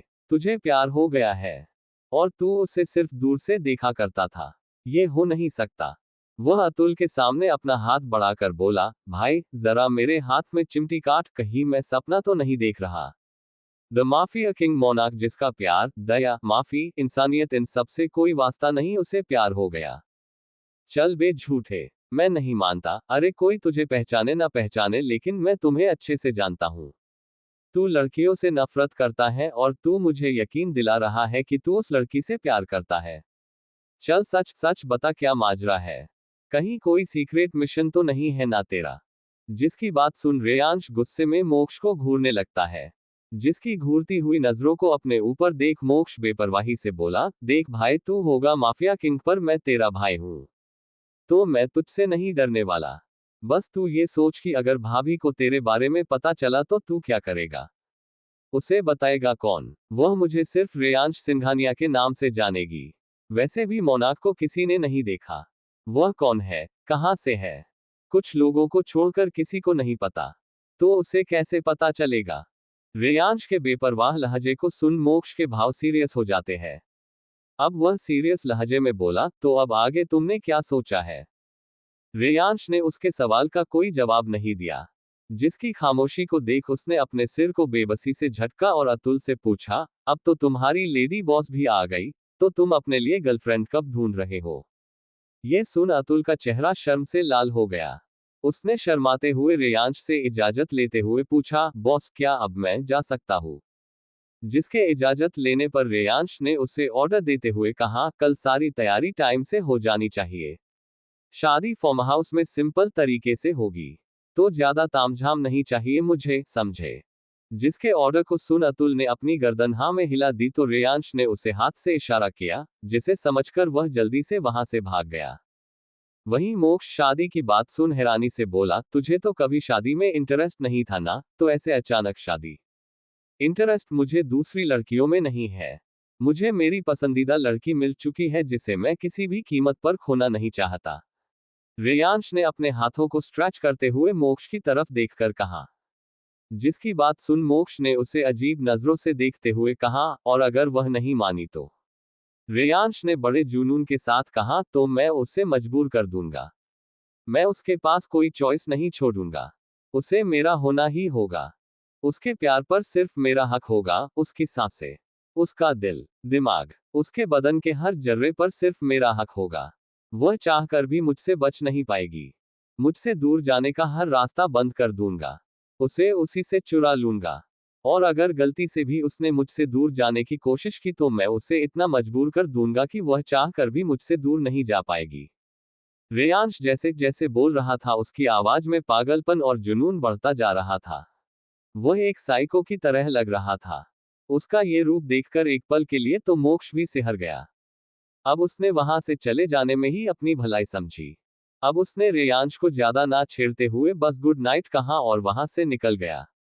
वहीं रेयांश के चेहरे पर एक अजीब सी स्माइल आ गई जो कि बेहद क्रिपी लग रही थी। वह अपने मन में, जब भी तेरा जिक्र होता है तो मेरी धड़कनें तेरा नाम लेने लगती हैं, मेरी रगों में जैसे आग दौड़ जाती है, जिसमें बस तू ही तू जलती है। तुझे भूल जाओ ये मुमकिन नहीं मेरे लिए। तेरा नाम लेना इबादत सा लगता है। तेरी हंसी मेरे सुकून की वजह है और तेरा गुस्सा मेरी दीवानगी की पहचान। तू मेरी जिंदगी नहीं, तू मेरी सनक है, वो पागलपन जो मैं छोड़ना नहीं चाहता। मैं तुझसे सिर्फ मोहब्बत नहीं करता, मैं तुझे जीता हूं तुझ में, हर सांस के साथ, हर ख्वाब में। कसम से, अगर किसी दिन तुझे खो दिया ना, तो दुनिया को जला दूंगा, पर तुझे खुद से दूर नहीं जाने दूंगा। आई लव यू मच जान। बस आज की रात, कल से तुम हमेशा के लिए मेरी हो जाओगी। अब रेयांश उसी कमरे के बिस्तर में पीठ के बल गिर गया। उसकी आंखें बंद थी और चेहरे पर अलग ही सुकून। इधर दूसरी तरफ कमरे में खनक रेयांश की दीवानगी और इरादों से बेखबर, सोचते हुए ना जाने कब नींद आगोश में चली गई। सुबह के 7:30 बज रहे थे। खनक रेडी हो चुकी थी। उसने इस वक्त सिंपल सा लाइट बेबी पिंक कलर का चूड़ीदार पहना था। कानों में व्हाइट मोती के स्टड और हाथों में लाइट बेबी पिंक कलर की कांच की चूड़ियां। उसके चेहरे पर मेकअप के नाम पर लिप बाम, आंखों में हल्का काजल और माथे पर छोटी सी डायमंड की बिंदी थी। वह बिस्तर के कोने में बैठे हुए रेयांश के आने का इंतजार कर रही थी। तभी एक मेड ब्रेकफास्ट लेकर आती है। वह बड़ी अदब के साथ खनक से कहती है, मैम सर ने कहा है आप ब्रेकफास्ट कर लीजिए, उन्हें आने में टाइम लगेगा। खनक कब से बेचैन थी। उसे अपने घर जाना था, लेकिन अभी उसके पास सिवाय मेड की बात मानने के कोई चारा नहीं था। उसने अपना सिर हिला दिया, जिसे समझते हुए मेड ने उसके लिए कॉफी टेबल पर ब्रेकफास्ट सर्व कर दिया। खनक बिस्तर से उठकर सोफे पर आई और बिना किसी नखरे के खाना खाने लगी। वहीं दूसरी तरफ, एक मिडिल क्लास सोसाइटी में एक घर, जिसके आंगन में एक औरत अपनी 2 बेटियों के साथ जमीन पर बैठी थी। तीनों एक दूसरे को गले लगाए बेहद रो रही थी। उस औरत ने अपने पति को फोन मिलाया। पहली ही रिंग में फोन पिकअप हुआ। वह औरत बिना सामने वाले की बात सुने रोते हुए बोली, अशोक आप सुबह सुबह कहाँ चले गए? यहाँ घर पर कुछ लोग आए हैं। उन लोगों ने हमें घर से बाहर निकाल दिया है। बोल रहे हैं हमें ये घर छोड़कर जाना होगा। हम अचानक ऐसे कहाँ जाएंगे? तभी सामने से घबराई हुई आवाज आई, कौन कौन लोग आए हैं सुनीता? तुमने रोका क्यों नहीं उन्हें? ये सुनीता जी के पति थे, जिनकी बात सुन सुनीता जी रोते हुए बोली, पहले आप घर आइए। हमें बहुत डर लग रहा है। मैं पहुंच रहा हूं। बच्चियों का ख्याल रखना। कहते हुए अशोक जी ने फोन कट किया। फोन कट होते ही सुनीता जी पीछे मुड़कर देखती है तो कुछ आदमी उनके घर के सारे सामान को बाहर की तरफ फेंक रहे थे। सुनीता जी के चेहरे पर बेबसी के भाव आ गए। थोड़ी ही देर में अशोक जी अपने घर पहुंचे तो पाया उनकी पत्नी और दोनों बेटियां बाहर आंगन में जमीन पर बैठे हुए रो रही है। आंगन में उनका सारा सामान बिखरा पड़ा है। वह जल्दी से अपनी बीवी और बेटियों के पास पहुंचे और हड़बड़ाते हुए बोले, सुनीता ये सब कैसे हुआ? और ये दरवाजे पर तला। सुनीता जी और उनकी बेटियां अपने पति और पिता को अपने सामने देख अगले ही पल उठकर उनके गले लग गई। वहीं सुनीता जी सुबकते हुए बोली, वो लोग बोल रहे थे कि हमने हमारा घर उनके पास गिरवी रखा है, और अब तक हम जो पैसे किश्तों में चुका रहे थे वह अब हमें एक साथ चुकाने होंगे, तभी वह हमारा घर हमें वापस देंगे। सुनीता जी की बात सुन अशोक जी हैरान रह गए। वह उन तीनों को खुद से अलग करते हुए बोले, पर ऐसे कैसे बोल सकते हैं वो लोग? हम तो अपनी किश्त टाइम पर दे देते थे ना। मुझे नहीं पता, लेकिन अब वह लोग घर तभी वापस देंगे जब सारे पैसे चुकाएंगे, और उसके लिए भी कल सुबह तक का वक्त दिया है। और अगर हमने पैसे कल सुबह तक नहीं दिए तो वह लोग हमारा घर बेच देंगे। सुनीता जी ने फुटफुट कर रोते हुए कहा। और यह सुन अशोक जी अब जमीन पर बैठ गए। वह अपने माथे पर हाथ रखते हुए भरी आवाज में बोले, सभी मुसीबतें एक साथ आ गई। वहां हमारी बेकरी भी सील हो चुकी है, और यहाँ हमारा घर। आखिर हो क्या रहा है हमारे साथ? ये सुन सुनीता जी हैरानी से अचानक बोली, पर कैसे? ये सब अचानक है भगवान। ये क्या हो गया? खाद्य सुरक्षा विभाग की एक टीम आज सुबह ही हमारी बेकरी छापा मारने पहुंची थी, इसलिए तो मुझे जल्दी जाना पड़ा। किसी ने हमारी बेकरी की शिकायत कर दी थी। उन्होंने बेकरी को फिलहाल सील कर दिया है। अपनी बात खत्म करके बड़े ही भारी मन से अशोक जी एक लंबी सांस अंदर खींचते हैं, जैसे वह सब कुछ हार चुके हो। खुद को बेसहारा महसूस कर सुनीता जी रोते हुए अपने आप से बोली, अब हम कहाँ जाएंगे और क्या करेंगे? कल सुबह तक इतना सारा पैसा कहाँ से लाएंगे? ऊपर से खनक भी कल से घर नहीं आई। पता नहीं ये लड़की कहाँ चली गई। एक रात में क्या से क्या हो गया। अशोक जी अपनी पत्नी और बेटियों के साथ वहीं आंगन में जमीन पर बैठे हुए थे। उन्हें कुछ भी समझ नहीं आ रहा था कि वह क्या करें। वह कुछ ही पल में रास्ते पर आ गए थे। वहीं दूसरी तरफ सिंघानिया विला में खनक कमरे में परेशानी से इधर से उधर चक्कर लगा रही थी। वह कब से रेयांश का इंतजार कर रही थी। उसे अपने घर जाना था। तभी रेयांश कमरे में एंटर करता है। उसने ब्लैक कलर का 5 पीस टैक्सिडो सूट पहना था। अपने बालों को जेल से परफेक्ट सेट किया हुआ था। हाथ में लिमिटेड एडिशन की एक्सपेंसिव घड़ी और उंगली में प्लेटिनियम की सिग्नेचर रिंग पहनी हुई थी। हमेशा की तरह रेयांश का ऑरा काफी स्ट्रॉन्ग और कोल्ड नजर आ रहा था। ऊपर से उसका हैंडसम लुक उसे बेहद अट्रैक्टिव बना रहा था। कमरे में किसी के कदमों की आहट सुन खनक अपनी जगह पर रुकी और उसने पलटकर देखा तो रेयांश उसके बेहद करीब खड़ा हुआ था। वह जल्दी से 2 कदम पीछे ले लेती है। अब दोनों के बीच की दूरी बढ़ चुकी थी। यह देख रेयांश को अच्छा तो नहीं लगा, लेकिन फिलहाल उसने कुछ रिएक्ट नहीं किया। लेकिन खनक तुरंत ही लड़खड़ाती जुबान में बोली, मुझे अपने घर जाना है। मेरे घर वाले सब परेशान हो रहे होंगे। मेरी उनसे बात भी नहीं हो पाई। प्लीज मुझे घर जाने दीजिए। खनक ने अपनी नजरें नीचे कर ली थी। वह अपनी नजरें उठाकर रेयांश को देख भी नहीं रही थी। रेयांश पहले ही उसकी दूर जाने वाली हरकत से गुस्से में था। अब उसकी बातें सुन और भड़क गया। उसने बिना वक्त गवाए आगे बढ़कर खनक की बाजू पकड़ी और जोर से अपनी तरफ खींचा। ये होते ही खनक उसके सीने से टकरा गई। खनक के दोनों हाथ उसके सीने पर टिक गए। वह हड़बड़ा गई, लेकिन जल्दी से अपने हाथ पीछे खींच लिए। वह रेयांश की करीबी से कांप उठी। उसका डरता हुआ चेहरा देखकर रेयांश ने खुद को थोड़ा शांत किया और अपने दांत भींचते हुए धीमे लहजे में बोला, मैंने कहा था ना कि तुम अब यहां से नहीं जा सकती। अब यही तुम्हारा घर है। फिर तुम्हारे दिमाग में ये ख्याल कैसे आया? बोलो। रेयांश की इस हरकत पर खनक झटके से उससे दूर हुई। उसने अपना हाथ छुड़ाया और हल्के गुस्से भरे लहजे में बोली, ये मेरा घर नहीं है। मुझे नहीं रहना यहाँ। मुझे अपने घर जाना है। आप मुझे यहाँ नहीं रोक सकते। आपका कोई हक नहीं है मुझे रोकने का। मुझे जाने दीजिए। खनक की आवाज कांप रही थी। उसे डर तो लग रहा था, लेकिन वह ऐसे ही किसी अनजान घर में बंदी बनकर नहीं रह सकती थी। वहीं रेयांश का दिमाग फिर से खनक को अपने से दूर जाते देख गर्म होने लगा। लेकिन वह किसी तरह अपने गुस्से को कंट्रोल करते हुए शांत लहजे में बोला, हक है मेरा तुम पर, खनक।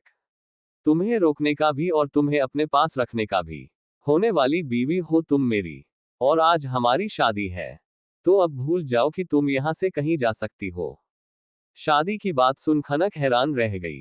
वह लड़खड़ाती जुबान से बोली, क्या शादी? आप ये क्या बोल रहे हैं? माँ, मैं शादी नहीं करूंगी। मुझे आपसे शादी नहीं करनी। मैं आपको पहचानती तक नहीं। मैं ऐसे कैसे किसी अनजान से शादी कर लूं? नहीं, मुझे मेरे घर जाना है। मुझे घर जाना है। खनक जिद करने लगी। वह कैसे भी करके अपने घर जाना चाहती थी। वहीं ये सुन रेयांश के चेहरे पर डेविल स्माइल आ गई। अब उसने बिना कोई बहस किए शांत मगर शर्द आवाज में कहा, घर जाना है। ठीक है जाओ, लेकिन अब तुम्हारी वह सो कॉल्ड फैमिली के साथ जो कुछ भी होगा उसका जिम्मेदार मैं नहीं बल्कि तुम होगी। तुम्हारी वजह से वह बर्बाद हो जाएंगे। दर बदर की ठोकरें खाने पर मजबूर हो जाएंगे। अगर तुम चाहो तो ऐसा होने से रोक सकती हो। अगर तुम्हारा मन बदल जाए तो आज दोपहर 12 बजे से पहले फैमिली कोर्ट आ जाना। मैं तुम्हारा वही इंतजार करूंगा। और तुम नहीं आई तो अपने परिवार की बर्बादी अपनी नजरों से देखना। कहते हुए रेयांश के होठों पर डेविल मुस्कान थी। अब उसने खनक की कलाई पकड़ी और उसे लेकर विला से बाहर आ गया। उसने खनक को विला के पोर्च में खड़ी कार में बिठाते हुए ड्राइवर से सख्त लहजे में कहा, मैडम को उनके घर छोड़ दो। ड्राइवर ने अपने बॉस का ऑर्डर पाते ही कार वहां से भगा दी। वहीं रेयांश डेविल स्माइल के साथ वहां खड़े हुए डोमिनेटिंग लहजे में अपने आप में बोला, जितना तेजी से तुम यहां से गई हो उतनी ही तेजी से मेरे पास वापस भी आओगी। बस कुछ घंटों की दूरियां उसके बाद। बाकी की बात अधूरी छोड़कर वो पलकर राजसी अंदाज में विला के अंदर चला गया। वहीं कुछ देर बाद खनक अपने घर पहुंची तो पाया उसके बड़े पापा और बड़ी मां उसकी दोनों बहनों को अपनी बाहों में भरे घर के बाहर जमीन पर बैठे हुए हैं। घर के आंगन में सारा सामान बिखरा पड़ा हुआ है और वो चारों बहुत ही ज्यादा दुखी है। घर के बाहर ताला लगा हुआ है। वह भागते हुए उन लोगों के पास आई और बोली, आप सब लोग घर के बाहर क्यों बैठे हैं? और ये सामान सारा बाहर क्यों है? बड़े पापा क्या हुआ है यहाँ? खनक की आवाज सुन अशोक जी होश में आते हैं। वो जल्दी से उठकर खड़े होते हैं और चिंता भरेन लहजे में बोले, खनक तुम कहाँ थी बेटा? हम सब कितना परेशान थे, तुम रात भर से घर क्यों नहीं आए? खनक कंफ्यूजन में चारों ओर देखते हुए बोली, मैं सब बताती हूँ। लेकिन पहले आप ये बताओ यहाँ हुआ क्या है? बड़ी माँ, स्वीटी दीदी, मोनिका दीदी, आप सब इतना रो क्यों रही है? और ये सब क्या है? खनक के सवाल पर सुनीता जी रोते हुए खनक को सब बता देती है। सब कुछ सुनकर खनक के आंखों में आंसू भर आते हैं। वह रोते हुए अशोक जी से बोली, बड़े पापा हम एक बार जिनके पास हमारा घर गिरवी है उनसे बात करते हैं। हमें कुछ दिन की मोहलत तो दे ही सकते हैं, तब तक हम कोई न कोई रास्ता निकल लेंगे। कोई फायदा नहीं। मैं गया था, लेकिन उन्होंने वह घर किसी और को दे दिया है। और जिन्होंने ये घर लिया है, वह खुद तो नहीं मिले, मगर उनके आदमियों ने हमें कहा है कि कल सुबह तक पैसे वापस नहीं किए तो वह लोग हमारा घर बेच देंगे। खनक ये सुन गुस्से में बोली, ऐसे कैसे बेच देंगे? अरे, ये कोई बात हुई? कुछ दिन की मोहलत तो दे ही सकते हैं। जिसकी बात पर अशोक जी निराशा से बोले, हम कुछ नहीं कर सकते। हमें किसी भी तरह पैसे देने ही होंगे, नहीं तो हम रास्ते पर आ जाएंगे। कुछ नहीं बचेगा हमारे पास। हमारी बेकरी भी सील हो चुकी है।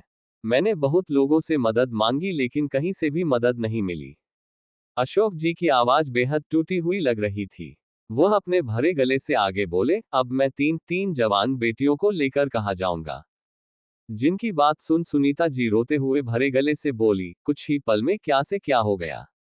तुम रात भर से गायब थी और पीछे ये सब हो गया। सुनीता जी अनजाने में अपने दुख में बोल रही थी। वहीं उनकी बात सुन अब खनक को रेयांश की बातें याद आ गई। और अब जाकर वह समझ पाई कि रेयांश क्या कहना चाहता था। वो समझ चुकी थी कि यह सब उसी का किया धरा है। अब उसने अपने आंसुओं को पोंछा और सबको दिलासा देते हुए बोली, आप सब चिंता मत करिए। सब ठीक हो जाएगा। मैं सब ठीक कर दूंगी। खनक की बात सुन अशोक जी चिंता करते हुए बोले, लेकिन बेटा तुम क्या कर सकती हो? जब मैं कुछ नहीं कर पाया तो तुम क्या करोगी? लेकिन सुनीता जी जल्दी से अपने आंसू पोंछते हुए बोली, खनक क्या तुम सब कुछ ठीक कर सकती हो? प्लीज तुम सब ठीक कर दो ना। वहीं खनक की दोनों बहनें जिसने अपना रो रो कर बुरा हाल कर दिया था खनक का हाथ पकड़ रोते हुए बोली, हाँ खनक प्लीज तुम सब ठीक कर दो ना बहन। हमें रास्ते पर नहीं रहना, हमें भीख नहीं मांगनी, प्लीज खनक। ये देख खनक अंदर से टूट गई। अब उसने सबको आश्वासन दिया और वहां से जाते हुए बोली, आप सब टेंशन मत लेना, मैं हूं ना, सब ठीक कर दूंगी। बस कुछ देर में सब कुछ ठीक हो जाएगा। अगले ही पल खनक वहां से बाहर निकली और एक टैक्सी रोकर उसमें बैठ गई। उसने टैक्सी ड्राइवर से हड़बड़ाते हुए कहा, भैया प्लीज जल्द से जल्द फैमिली कोर्ट चलिए, बहुत अर्जेंट है, जल्दी। खनक की हड़बड़ी देख टैक्सी ड्राइवर ने अगले ही पल अपनी टैक्सी तेजी से भगा दी। रेयांश पहले ही कोर्ट पहुंच चुका था, साथ में अतुल भी, और मोक्ष फार्म हाउस के लिए निकल गया था। अतुल बोला, बॉस क्या मैम आएगी? रेयांश का चेहरा एक्सप्रेशन लेस था। वो अपनी कोल्ड आवाज में बोला, वो अब तक निकल चुकी होगी यहां आने के लिए, इनफैक्ट अब तक तो पहुंचने वाली भी होगी। तभी अतुल बोला, लेकिन बॉस एक बार हमें। वह आगे कुछ बोल पाता कि तभी उसने सामने से खनक को आते हुए देखा और रुक गया। खनक गुस्से और परेशानी में आ रही थी। उसकी नजर सामने खड़े रेयांश पर पड़ी, जो एटीट्यूड में अपनी पेंट की जेब में हाथ डालकर खड़ा था। उसके आंखों पर ब्लैक शेड के एक्सपेंसिव सनग्लासेज पहने थे। खनक को देख बड़ी ही स्टाइल से अपने सनग्लासेज उतार कर अतुल को दे दिए और चेहरे पर तिरछी मुस्कान लिए खनक के सामने जाकर खड़ा हो गया। खनक उसे गुस्से में देखते हुए बोली, मुझे पता है ये सब आपने किया है, आप ऐसा कैसा कर सकते हैं? किसी का घर कैसे छीन सकते हैं?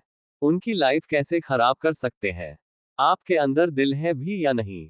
रेयांश खनक का गुस्सा देख अपने चेहरे पर एक डेविल स्माइल के साथ बोला, अब जब तुम मेरा दिल तोड़ने की कोशिश करोगी तो ऐसा ही होगा। तुम मुझे ठुकरा रही थी खनक, और यह मुझसे बर्दाश्त नहीं हुआ, लेकिन अब भी सब ठीक हो सकता है। मेरी बन जाओ खनक, फिर सब ठीक हो जाएगा, नहीं तो आगे इससे बदतर भी हो सकता है, तुम बर्दाश्त नहीं कर पाओगी। रेयांश का ऑरा इस वक्त कोल्ड और सख्त था। खनक समझ गई थी कि रेयांश से बहस करके कोई फायदा नहीं, उसे वह करना ही होगा जो वह चाहता है। खनक ने आगे कुछ नहीं बोला, उसने अपनी नजरें झुका ली। रेयांश ने उसकी कलाई पकड़ी और अंदर ले जाते हुए बोला, चलो टाइम हो गया है, और दोनों कोर्ट के अंदर चले गए। कुछ वक्त बाद पार्किंग एरिया में दोनों ही कार में बैठे थे। खनक के हाथ में उसका मैरिज रजिस्टर का पेपर था। अब वो खनक रेयांश सिंघानिया बन चुकी थी। वह रेयांश को एक उम्मीद भरी नजर से देखा और बोली, सर प्लीज अब तो आप सब ठीक कर देंगे ना, देखिए जैसे आपने कहा मैंने किया। रेयांश ने उसकी तरफ अपनी गर्दन घुमाई और बोला, मैं तुम्हारा सर नहीं हूं, आई एम योर हस्बैंड। खनक ने अपनी गर्दन हाँ में हिला दी, पर अब भी वह उसके सामने उम्मीद से देख रही थी। अब रेयांश ने अतुल को देखा। अतुल ने एक कॉल लगा के खनक को दे दिया। सामने से आवाज आई, हेलो कौन? तभी खनक बोली, बड़े पापा मैं खनक बोल रही हूँ। तभी अशोक जी बोले, खनक बेटा कहाँ हो तुम? यहाँ सब ठीक हो गया, हमें अपना घर मिल गया। अभी कुछ देर पहले कुछ लोग आए और उन्होंने कहा कि अब पैसे देने की भी जरूरत नहीं है और कैफे में जो सील लगा था वह भी हटा दिया गया। बोला, कोई कंफ्यूजन हो गई थी। खनक को अपने बड़े पापा को खुश होते हुए देख राहत मिली। वह आगे कुछ बोलने वाली थी कि रेयांश ने उसके सामने फोन रखने का इशारा किया। खनक ने फिर कॉल पर सिर्फ इतना ही बोला, ठीक है मैं अभी रखती हूँ, बोल कॉल कट कर फोन अतुल को दे दिया। अब उनकी गाड़ियां फार्म हाउस की तरफ निकल गई। कार में पार्टीशन ऑन था। खनक खिड़की से चिपक कर बैठी हुई थी। वो खिड़की से बाहर की तरफ देख अपनी ही सोच में गुम थी कि एक ही रात में उसकी लाइफ कितनी पलट गई। उसे तो यकीन ही नहीं हो रहा था कि तभी एक ही सेकंड में वो रेयांश की गोद में थी। रेयांश ने उसे जब खुद से दूर विंडो से चिपके हुए बाहर देखते हुए देखा तो उसे बिल्कुल भी अच्छा नहीं लगा। उसे खनक का इग्नोरेंस बर्दाश्त नहीं हो रहा था, इसीलिए उसने खनक की कमर को पकड़ झटके से अपने गोद में बिठा दिया। खनक रेयांश की करीबी से सिहर उठी। वह खुद को छुड़ाने की कोशिश करने लगी।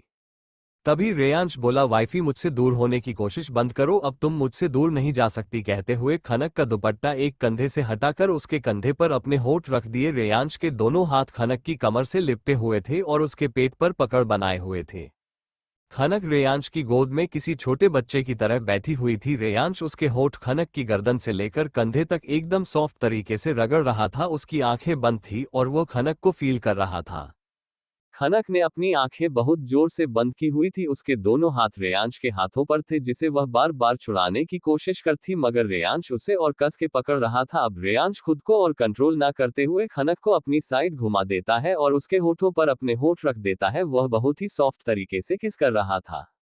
इस तरह अचानक किस करने से खनक शौक हो जाती है। वह कुछ पल के लिए बुद्ध बने बैठी थी, पर जब वह होश में आती है तो अपने दोनों हाथ रेयांश की चेस्ट पर मारते हुए खुद को छुड़ाने की कोशिश करती है, लेकिन रेयांश को इससे कोई फर्क नहीं पड़ता। वह तो बस खनक की करीबी फील कर रहा था।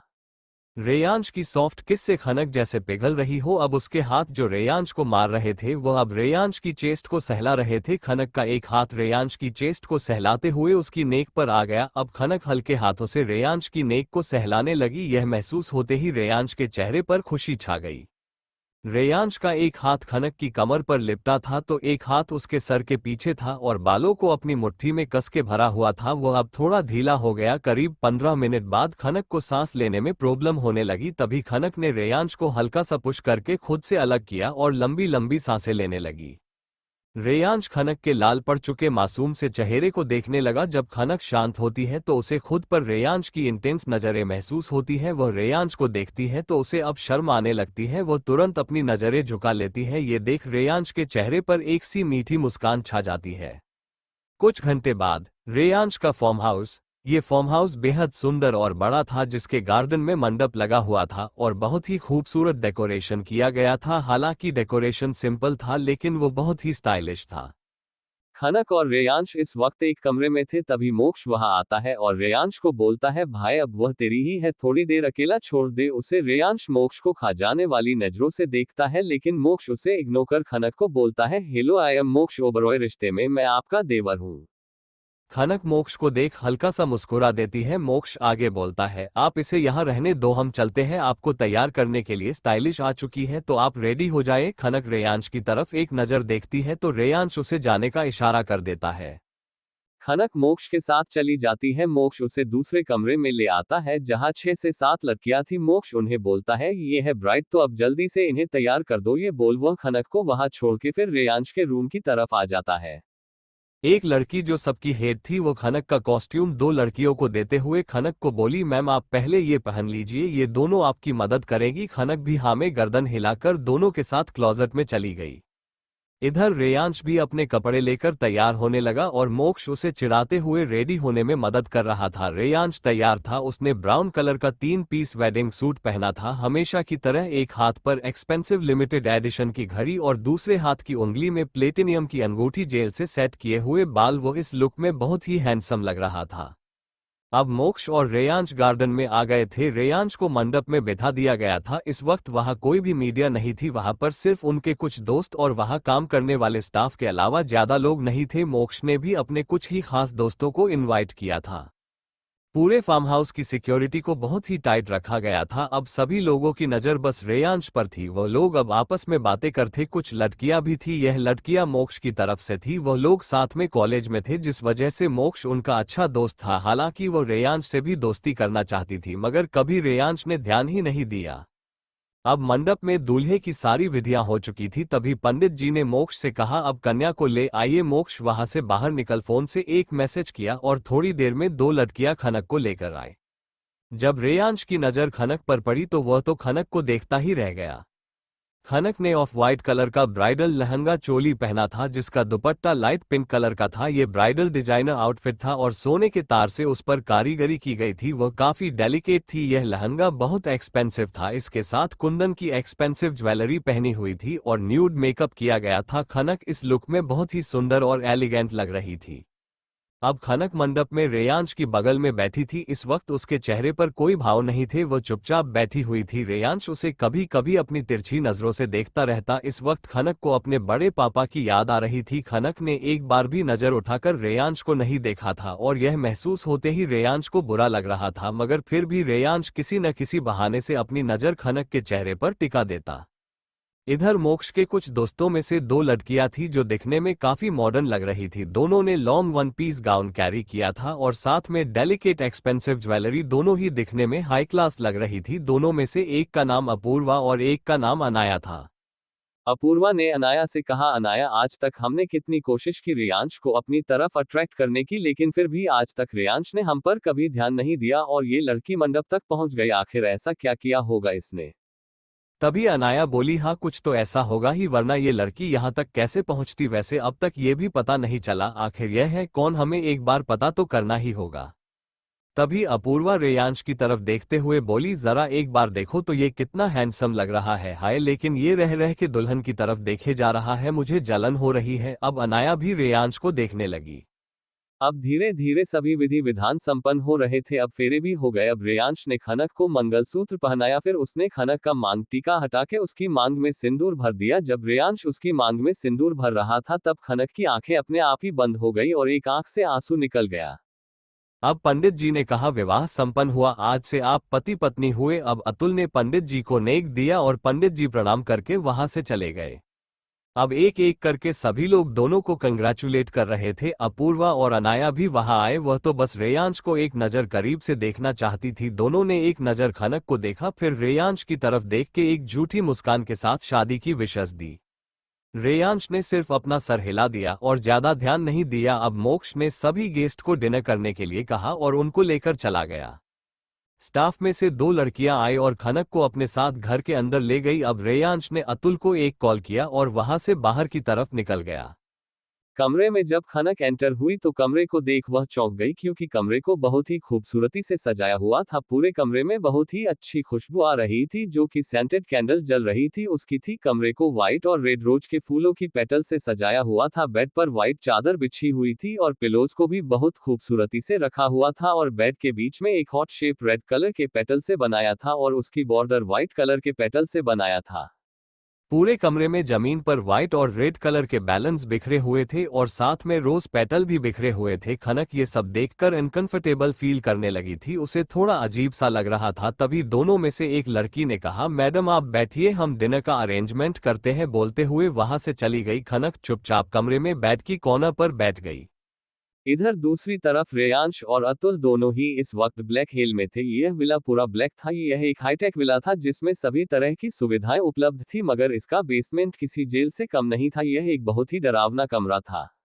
यहाँ एक चेयर पर एक आदमी को बांध कर रखा गया था। आसपास बहुत सारे बॉडीगार्ड्स पहरा दे रहे थे और एक आदमी उस आदमी को टॉर्चर कर रहा था। उस आदमी के ऊपर के हिस्से पर कोई कपड़ा नहीं था, उसके बदन पर कट्स के निशान थे और उसमें नमक भरा हुआ था, जिससे उस आदमी को बहुत दर्द और जलन हो रहा था और वो चीख रहा था। तभी रेयांश किसी राजा की तरह वहां एंटर हुआ। सभी बॉडीगार्ड ने अपना सर झुका लिया और अपनी अपनी पोजीशन ले ली। वह आदमी जो दिखने में किसी जल्लाद की तरह लग रहा था, जिसका नाम शेरा था, वह भी अपने बॉस को देख अब अटेंशन वाली पोजीशन में खड़ा हो गया। अब रेयांश उस बंधे हुए आदमी के सामने जाकर चेयर पर बैठ गया और एक नुकीला चाकू लेकर उसकी थाई पर मार दिया। इस वक्त रेयांश बहुत ही गुस्से में और डरना लग रहा था। उस आदमी के मुंह से फिर से एक डरावनी चीख निकल गई और उसका पूरा शरीर कांपने लगा। रेयांश बहुत ही डरावनी मगर अपनी कोल्ड वॉइस में बोला, शनि कटियाल, लगता है तू अपनी बर्बादी भूल गया, लगता है तुझे तेरी जिंदगी प्यारी नहीं है, तभी अपनी मौत का इंतजाम कर लिया। तूने पिछली बार जिंदा छोड़ के गलती कर दी, सोचा तू समझ जाएगा लेकिन नहीं। रेयांश ने शनि के थाई पर चाकू को अभी भी मजबूती से पकड़ कर रखा था। शनि ने अपनी रुंधी आवाज में बड़ी ही मुश्किल से बोला, मुझे माफ कर दीजिए सर, मैंने ये किसी और के कहने पर किया था। जब रेयांश ने ये सुना तो उसने एक झटके से चाकू निकाला और शनि की फिर से एक दर्दनाक चीख निकल गई। लेकिन तभी रेयांश की एक दहाड़ती हुए आवाज आई, तेरी हिम्मत कैसे हुई मुझसे झूठ बोलने की? खुद को बचाने की कोशिश करना बंद करो, तुम बच नहीं सकते। तभी शनि अपनी दर्द भरी आवाज में बोला, मैं सच बोल रहा हूं, मैंने एक औरत के कहने पर आपकी ड्रिंक में वह ड्रग्स मिलाया था, मगर आपने ड्रिंक का एक ही घूंट लिया था जिससे आप पर उसका ज्यादा असर नहीं हुआ था। उस औरत ने मुझे बहुत सारे पैसे दिए थे इसके लिए, पर जब आप क्लब से चले गए तो वह औरत ने मेरे साथ बहुत झगड़ा किया था। वह सारे पैसे वापस मांग रही थी मगर मैंने भी नहीं दिए और वहां से मैं सीधे अपने घर के लिए निकल गया था। अब रेयांश अपनी गुस्से भरी, डरावनी और अविश्वास भरी नजरों से शनि को देखने लगा, मगर शनि अपनी बात पर कायम रहा। तो रेयांश ने उसे गुस्से में कहा, तो फिर तूने मेरी गाड़ी के ब्रेक फेल क्यों किए थे? तू मुझे सीधे सीधे मार नहीं सकता था तो तूने इस तरह की चाल चली। शनि ने हड़बड़ाते हुए कहा, नहीं नहीं एमआर सिंघानिया, मैं सच बोल रहा हूँ, मैंने सिर्फ ड्रग्स दिया था, मैंने और कुछ नहीं किया था। और वह ड्रग्स जानलेवा बिल्कुल नहीं था, वह तो बस कुछ घंटों तक आपको बेहोश रखती, आपके शरीर का टेम्परेचर कुछ वक्त के लिए गर्म रहता जैसे आपको फीवर हो और फिर अपने आप ठीक हो जाता। अब रेयांश अपनी डरावनी और ठंडी आवाज से शनि से पूछा, कौन थी वह औरत? शनि ने अपनी दर्द भरी आवाज में कहा, मुझे नहीं पता, उसने अपना चेहरा कवर कर रखा था। अब रेयांश की गरजती हुई आवाज आए, अतुल पता करो वह औरत कौन है और यह भी पता करो कि मेरी गाड़ी के ब्रेक फेल किसने किए थे। और शेरा की तरफ देख बोला, शेरा इसकी खातिरदारी अच्छी तरह करो जब तक यह उसके साथी का पता न बता दे। अब रेयांश वहां से तेज कदमों से बाहर निकल गया और अतुल भी उसके पीछे पीछे निकल गया। रेयांश उसी विला के एक आलीशान कमरे में आ गया। उसके पहने हुए कपड़ों पर खून के छींटे लगे हुए थे। जब उसने वह देखा तो उसने वॉशरूम जाकर फ्रेश होकर कपड़े बदलकर हॉल में आ गया। हॉल में अतुल रेयांश का इंतजार कर रहा था। रेयांश के आते ही अतुल बोला, बॉस क्या अब हम चले? मैडम आपका इंतजार कर रही होंगी। रेयांश ने अपना सर हाँ में हिलाकर अपने कदम विला की बाहर की तरफ बढ़ा दिए। अतुल भी पीछे पीछे निकल गया। इधर फार्म हाउस में खनक बेचैनी से बैठी हुई थी। तभी एक लेडी सर्वेंट आए। खनक ने उसे कहा, मुझे कपड़े चेंज करने हैं, क्या मुझे नाइट ड्रेस मिल सकता है? वह लेडी सर्वेंट ने खनक से कहा, मैडम आपके कबर्ड में आपके सारे कपड़े अरेंज करवा दिए हैं, आप कहे तो मैं आपके लिए निकाल दूं? खनक ने उसे पोलाइटली मना करते हुए कहा, थैंक यू, मैं खुद ले लूंगी। वो सर्वेंट कॉफी टेबल पर से प्लेट्स उठाकर सब साफ कर वहां से चली गई। अब खनक कबर्ड खोल के देखने लगी जहां उसके लिए बहुत सारे कपड़े रखे गए थे, जिसे देख खनक हैरान थी।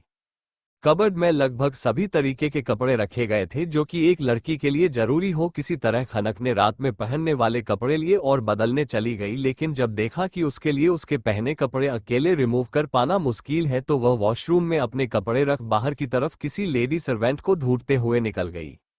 इधर रेयांश भी अब तक वापस लौट चुका था। वह स्टडी रूम में मोक्ष के साथ बातें कर रहा था। मोक्ष बोलता है, तुमने थोड़ी जल्दबाजी कर दी, तुम्हें नहीं लगता कि खनक को थोड़ा समझने के लिए टाइम देना चाहिए था? रेयांश अपने हाथ में लिए वाइन के ग्लास को मोक्ष की तरफ बढ़ा देता है और फिर बोलता है, हाँ लेकिन मेरे पास वक्त नहीं था। इधर खनक भी घूमते हुए स्टडी रूम की तरफ आ चुकी थी। दरअसल इस एरिया में किसी का भी आना मना था, इसलिए यहाँ कोई भी नहीं दिखता। खनक वापस जाने वाली थी कि तभी उसे स्टडी रूम का दरवाजा थोड़ा खुला हुआ दिखा। उसने धीरे से वहां झांक कर देखा तो रेयांश और मोक्ष बात कर रहे थे। रेयांश अपनी वाइन का एक घूंट पीते हुए आगे बोलता है, दादाजी ने मुझे 6 महीने का टाइम दिया था। अगर मैंने 6 महीने में अपनी पसंद की लड़की से शादी नहीं की तो वह मेरी शादी नित्या से करवा देंगे और मैं नित्या से शादी हरगिज नहीं करना चाहता था।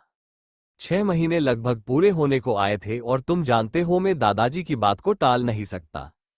खनक जब ये सुनती है तो उसकी आंखें आंसू से भर जाती है। उसके दिल में बहुत दर्द होता है, उसका दिल जैसे टूटता महसूस होता है। वह जल्दी से किसी तरह वहां से निकल जाती है और भागते हुए वह कमरे के तरफ आती है, तभी वह किसी से टकरा जाती है। वो एक लड़की से टकराती है। यह वही लड़की थी जो शादी के तुरंत बाद खनक को कमरे में ले आई थी और उसके लिए डिनर अरेंज किया था। वह लड़की तुरंत खनक को संभालते हुए बोलती है, मैडम आप बाहर क्या कर रही है, आपको कुछ चाहिए? खनक किसी तरह अपने आप को संभालती है और अपने आंसू साफ करती है और बोलती है, वह मुझे कपड़े चेंज करने थे, हेल्प चाहिए थी। वह लड़की बोली, जी चलिए मैडम मैं आपकी हेल्प कर देती हूँ, और वह खनक को लेकर फिर से कमरे में लेकर आ जाती है। इधर मोक्ष और रेयांश दोनों अभी तक बातें कर रहे थे। रेयांश आगे बोलता है, मेरी किस्मत अच्छी थी कि खनक मुझे पहले मिल गई। मैंने सोचा भी था कि मैं उसे पहले प्रपोज करूंगा, उसे थोड़ा वक्त दूंगा, लेकिन उसके लिए वक्त नहीं था मेरे पास, इसलिए मुझे जल्दबाजी करनी पड़ी। मुझे पता है वह मुझसे नाराज भी होगी, लेकिन मैं उसे मना लूंगा। मोक्ष बोला, कोई बात नहीं, वो समझ जाएगी। तुम लोग शिमला कब जा रहे हो? रेयांश बोला, 1 हफ्ते बाद। मोक्ष बोला, ठीक है, लेकिन तुम खनक का ख्याल रखना, उसके लिए सब नया है। रेयांश बोला, हाँ मैं समझता हूँ। अब दोनों ही दोस्त कुछ देर तक ऐसे ही बातें करते हैं। थोड़ी देर बाद एक दूसरे को गुड नाइट बोल अपने अपने कमरे में चले जाते हैं। खनक अब तक फ्रेश हो चुकी थी और अपने कपड़े चेंज कर चुकी थी। उसने एक रेड कलर का नाइट गाउन पहना था। वह एक पतली स्ट्रीप वाला वन पीस टाइप था जो उसके घुटनों तक आता था, लेकिन ऊपर श्रग था जो हाफ स्लीव था और उसकी लेंथ लॉन्ग थी और उसे आगे से नोड लगाकर पहना गया था। खनक इस स्टाइलिश नाइट वेयर में काफी सुंदर और क्यूट लग रही थी। वो अभी तक काफी दुखी थी, उसके दिमाग में बहुत कुछ चल रहा था, उसको गुस्सा भी आ रहा था। वो मन में सोचती है, मैंने कैसे सोच लिया कि मैं ये शादी निभाऊंगी। इन अमीरों के लिए सारे रिश्ते बस मतलब के लिए होते हैं और मैं कैसे भूल सकती हूँ कि मैं एक मिडिल क्लास लड़की हूँ। ये सब सोचते हुए वह कमरे को देख रही थी कि तभी कमरे का डोर ओपन होता है। जब वह सामने देखती है तो रेयांश था। वह रेयांश को इग्नोर कर बेड पर से एक पिलो और ब्लैंकेट लिए सोफे की तरफ बढ़ जाती है। रेयांश जब खुद को इग्नोर होता देखता है तो वह खनक का हाथ पकड़कर अपनी तरफ खींचता है और उसे सामने खड़ा कर देता है और नॉर्मल वॉइस में बोलता है, क्या हुआ जान, क्या तुम अभी भी नाराज हो मुझसे? मैं जानता हूँ सब कुछ इतना जल्दी हुआ है, तुम्हारे लिए थोड़ा नया है, लेकिन मैं हूं ना।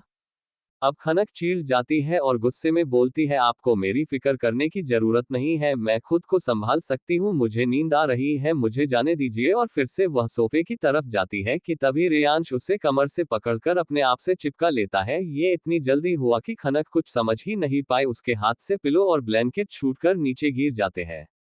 अब रेयांश एक हाथ से खनक के सर के पीछे से बाल पकड़ हल्का खींचते हुए उसके सर को ऊपर करता है और दांत पीसते हुए थोड़े गुस्से में बोलता है, तुमसे प्यार से बात कर रहा था, लेकिन लगता है तुम्हें प्यार की भाषा समझ नहीं आती है ना वाइफी, अभी भी तुम मुझे अपनी अकड़ दिखा रही हो।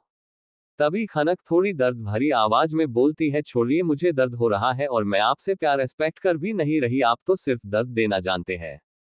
अब रेयांश खनक के बाल छोड़ देता है, लेकिन अभी भी खनक उससे चिपकी हुई थी। खनक लंबी लंबी सांसें लेने लगती है जिससे उसकी चेस्ट का हिस्सा ऊपर नीचे हो रहा था। रेयांश अपनी नीली आंखों से खनक को ऊपर से नीचे तक देखता है और उसकी नजर उसके चेस्ट पर अटक जाती है।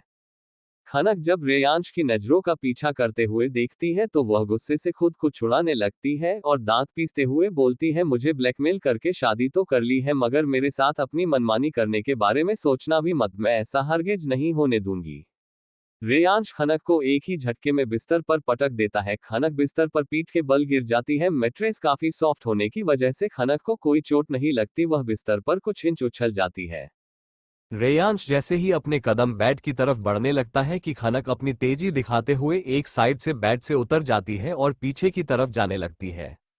रेयांश को इस वक्त गुस्सा आ रहा था। वह थोड़ा गुस्से में बोलता है, जान सीधी तरीके से मेरे पास आ जाओ, मुझे गुस्सा मत दिलाओ, मैं तुम्हें सब कुछ समझा दूंगा। मैंने तुमसे पहले भी बोला है कि मैं तुमसे प्यार करता हूं और यह झूठ नहीं है। खनक अपनी रुआसी आवाज में बोली, नहीं आप झूठ बोल रहे हैं, मैं बेवकूफ नहीं हूं, माना आपके जितना दिमाग नहीं है मुझ में, लेकिन इतना तो जानती हूं कि मेरे जैसी मामूली सी लड़की के साथ आप बेवजह तो शादी नहीं कर सकते, मुझे सब पता चल गया। रेयांश एक लंबी सांस लेते हुए थोड़ा नॉर्मल होता है और थोड़ी सॉफ्ट वॉइस में बोलता है, जान तुम्हें कोई गलतफहमी हुई है, तुम आधी अधूरी बातें सुन के उल्टा सीधा सोचना बंद करो, तुम जैसा सोच रही हो वैसा कुछ भी नहीं है। ये कहते हुए रेयांश ने झटके से खनक को अपनी तरफ खींच लिया। खनक रेयांश की बाहों में जाकर गिरी। रेयांश ने उसके श्रग की नोट को खोला और निकालकर जमीन पर फेंक दिया और खनक को अपनी बाहों में लेकर सीधा बेड पर लेट गया। उसके इतने फास्ट मूव से खनक कुछ भी समझ नहीं पाई और वह किसी गुड़िया की तरह रेयांश की बाहों में समा गई। रेयांश ने अपनी धीमी और सॉफ्ट वॉइस में कहा, जान आज हमारी सुहागरात है और मैं तुम्हारे लिए कुछ लाया था। कहते हुए वह अपने पॉकेट से एक छोटा सा बॉक्स निकलता है। वो बॉक्स एक रिंग का था। वह बॉक्स में से एक डायमंड रिंग निकलता है। ये डायमंड रिंग बहुत ही एक्सपेंसिव रिंग है जिसकी कीमत लगाना मुश्किल है। खनक जब वह रिंग देखती है तो वह हैरान रह जाती है। उसे यकीन नहीं होता कि आखिर इतनी कीमती रिंग रेयांश उसे क्यों दे रहा है। वह अपनी लंबी घनी पलकें उठा के रेयांश को देखती है। उसकी पलकें बार बार झपक रही थी। रेयांश प्यार से उसका लेफ्ट हैंड पकड़ता है और उसकी रिंग फिंगर में वह रिंग पहना देता है और प्यार से उसके हाथों पर किस करता है। खनक चाहे कितना भी ना डरने की कोशिश कर ले, लेकिन सच तो यही था कि वह रेयांश से डरती थी। उसका कोल्ड ऑरा और उसका गुस्से वाला नेचर, वो अपने नॉर्मल गुस्से में भी किसी भी अच्छे खासे मर्द को भी डरा सकता है। तो खनक तो सीधी सादी मासूम सी लड़की, वह बेचारी हिम्मत तो करती पर कहीं ना कहीं उसे डर रहता कि उसके किसी भी ऐसे वैसे रिएक्शन से रेयांश नाराज होकर उसकी फैमिली को नुकसान न पहुंचा दे। इसी डर के कारण वह हमेशा चुप हो जाती। जब उसने देखा कि रेयांश ने एक बहुत ही एक्सपेंसिव रिंग उसे पहनाई है तो वह बोले बगैर रह नहीं पाई। वह तुरंत अपनी धीमी आवाज में बोली, यह रिंग तो बहुत महंगी लग रही है, यह मैं कैसे ले सकती हूँ, और वैसे भी मुझे इतनी एक्सपेंसिव चीजें पहनने की आदत नहीं है। दरअसल वो रिंग कोई आम रिंग नहीं थी, उसमें एक एडवांस्ड फीचर का ट्रैकर था। रेयांश ने धीरे से खनक के होठों पर उंगली रखी और उसे चुप कराते हुए मदहोश आवाज में कहा, अब तुम्हें आदत डालनी होगी जान, क्योंकि अब तुम एमआरएस रेयांश सिंघानिया हो, कोई आम लड़की नहीं। खनक ने जब ये सुना तो वह समझ नहीं पा रही थी आखिर सच क्या है, लेकिन अब वह थोड़ी हिम्मत करके बोलती है, क्या मैं कल अपनी फैमिली से मिल सकती हूँ। ये बात खनक ने बहुत ही सॉफ्ट वॉइस में और मासूम सा चेहरा बनाकर कहा था। रेयांश को ये बात अच्छी नहीं लगी थी कि खनक उसके इतने करीब रहकर भी दूसरों के बारे में सोच रही है, लेकिन फिर भी इतने प्यार से पूछे जाने पर रेयांश थोड़े शरारती अंदाज में बोलता है, अगर मैं तुम्हारी बात मान लूं तो तुम मुझे क्या दोगी। खनक बोलती है, मैं भला आपको क्या दे सकती हूँ, आपके पास तो सब कुछ है, मेरे पास ऐसा कुछ भी नहीं है जो मैं आपको दे सकूं। रेयांश उसके होठों को देखते हुए बोला, मुझे तुम चाहिए। खनक रेयांश के रिएक्शन को देख के डर जाती है क्योंकि इस वक्त रेयांश अपनी लस्ट भरी निगाहों से खनक को देख रहा था। खनक अपने आप को ब्लैंकेट से ढकने की नाकाम कोशिश करती है और धीरे से बोलती है, आप इसी कपड़ों में सोने वाले हैं, आपको चेंज नहीं करना। दरअसल इस वक्त रेयांश ने एक कैजुअल ब्लैक शर्ट और ब्लैक जीन्स पहना हुआ था। वह खनक के होठों पर एक लाइट किस करता है और बेड से उठते हुए बोलता है, मैं अभी आया। रेयांश जल्दी से क्लोजेट में जाता है। खनक तुरंत खुद को ब्लैंकेट से कवर कर बेड के हेडरेस्ट पर सर टिकाकर बैठ जाती है। 2 मिनट में रेयांश वापस आ जाता है तो खनक उसे देखकर चीखती है और अपनी नजरें झुका लेती है। रेयांश ने इस वक्त सिर्फ एक लोअर पहना हुआ था, वह भी उसके घुटनों के ऊपर था। खनक ने जब रेयांश को ऐसे देखा तो वह शर्मा कर अपना सर ब्लैंकेट में घुसा देती है। रेयांश तुरंत उसके करीब जाकर ब्लैंकेट खींच लेता है। खनक ने अपनी आंखें बंद कर रखी थी। रेयांश उसके पास बैठ जाता है और थोड़ी सख्त आवाज में बोलता है, खनक आंखें खोलो अपनी। खनक अपनी लड़खड़ाती आवाज में बोली, नना नहीं, आप पहले कपड़े पहनो। रेयांश ने खनक को कमर से खींच के अपनी गोद में बिठा लिया और अपने करीब कर लिया। वह फिर से बोला, खनक आखिरी बार बोल रहा हूँ, आंखें खोलो अपनी। खनक धीरे से अपनी आंखें खोल देखती है। दोनों एक दूसरे के बेहद करीब थे, दोनों का चेहरा एक दूसरे से बहुत करीब था। रेयांश ने अपने सख्त होठ खनक के नर्म होठों पर रख दिए। खनक रेयांश के सडन एक्शन से एकदम शॉक हो गई, वह बिल्कुल हिल भी नहीं रही थी। रेयांश बहुत ही पैशनेट किस कर रहा था। जब खनक को अपने होठों पर दर्द हुआ तो वह रेयांश की चेस्ट पर अपने दोनों हाथों से मारते हुए धक्का देने लगी। यह महसूस होते ही रेयांश ने अपनी पकड़ और टाइट कर ली। अब धीरे धीरे रेयांश वाइल्ड होने लगा। वह खनक के होठों को अपने होठों से प्रेस कर रहा था। उसके हाथ अब धीरे धीरे खनक के बदन पर चलने लगे। यह महसूस होते ही खनक अब झटपटाने लगी। अब उसे सांस लेने में भी तकलीफ हो रही थी, लेकिन रेयांश उसे छोड़ना ही नहीं चाहता था। करीब 20 मिनट बाद जब रेयांश को खुद सांस लेने में तकलीफ होने लगी तो वह धीरे से खनक से दूर हुआ। खनक की सांसें फूल गई थी, वह रेयांश के छोड़ते ही तेज तेज सांसें लेने लगी। खनक के नॉर्मल होते ही रेयांश शरारत से बोला, जान अभी तक तुम्हें किस करना नहीं आया, और वह मुस्कुराने लगा। खनक को अब गुस्सा आ रहा था। वह अपनी आंखें छोटी करते हुए रेयांश को देखने लगी और थोड़ी नाराजगी से बोली, मुझे नींद आ रही है। यह सुनते ही रेयांश खनक को अपनी बाहों में भरकर बेड पर लेट गया और दोनों को ब्लैंकेट से कवर कर लिया। खनक रेयांश के सीने से लगी हुई थी। वह एकटक रेयांश के चेहरे को देखने लगी। रेयांश ने अपनी आंखें बंद की हुई थी, फिर भी उसे खनक की नजरें खुद पर महसूस हो रही थी। वह आंखें बंद किए हुए ही अपनी नॉर्मल आवाज में बोला, जान अब सो जाओ, नहीं तो मेरा मूड बदल गया तो तुम सो नहीं पाओगी। सुबह जाना है ना तुम्हें अपनी फैमिली से मिलने? खनक हड़बड़ा कर बोली, हाँ जाना है, मैं सो रही हूँ। कहते हुए वह अपनी आंखें बंद कर लेती है। थोड़ी ही देर में दोनों ही एक दूसरे की बाहों में गहरी नींद में चले जाते हैं। सुबह का वक्त सुबह के 7 बजे बज रहे थे। खनक की जब नींद खुली तो वह बेड पर अपने आप को अकेले पाती है, तो वह उठकर बैठ गई। तभी उसकी नजर कमरे में आ रहे रेयांश पर जाती है। इस वक्त वह इसी फ्लोर पर बने अपने प्राइवेट जिम से आ रहा था। उसने इस वक्त व्हाइट कलर की पतली टी शर्ट और ब्राउन ट्रैक पहना हुआ था। उसके काले बाल बिखरे हुए थे। उसका चेहरा और बॉडी पूरी तरह पसीने से भीगे हुए थे। 2 से 3 घंटे जिम में हार्ड एक्सरसाइज की वजह से उसके हाथ के और बॉडी के मसल्स साफ दिखाई दे रहे थे। इस वक्त वह इस लुक में काफी हॉट और हैंडसम लग रहा था। खनक एकटक रेयांश को देखे जा रही थी। जब रेयांश ने ये देखा तो वह धीरे से खनक के करीब आ गया और उसके होठों पर लाइट किस करके बोला, गुड मॉर्निंग जान।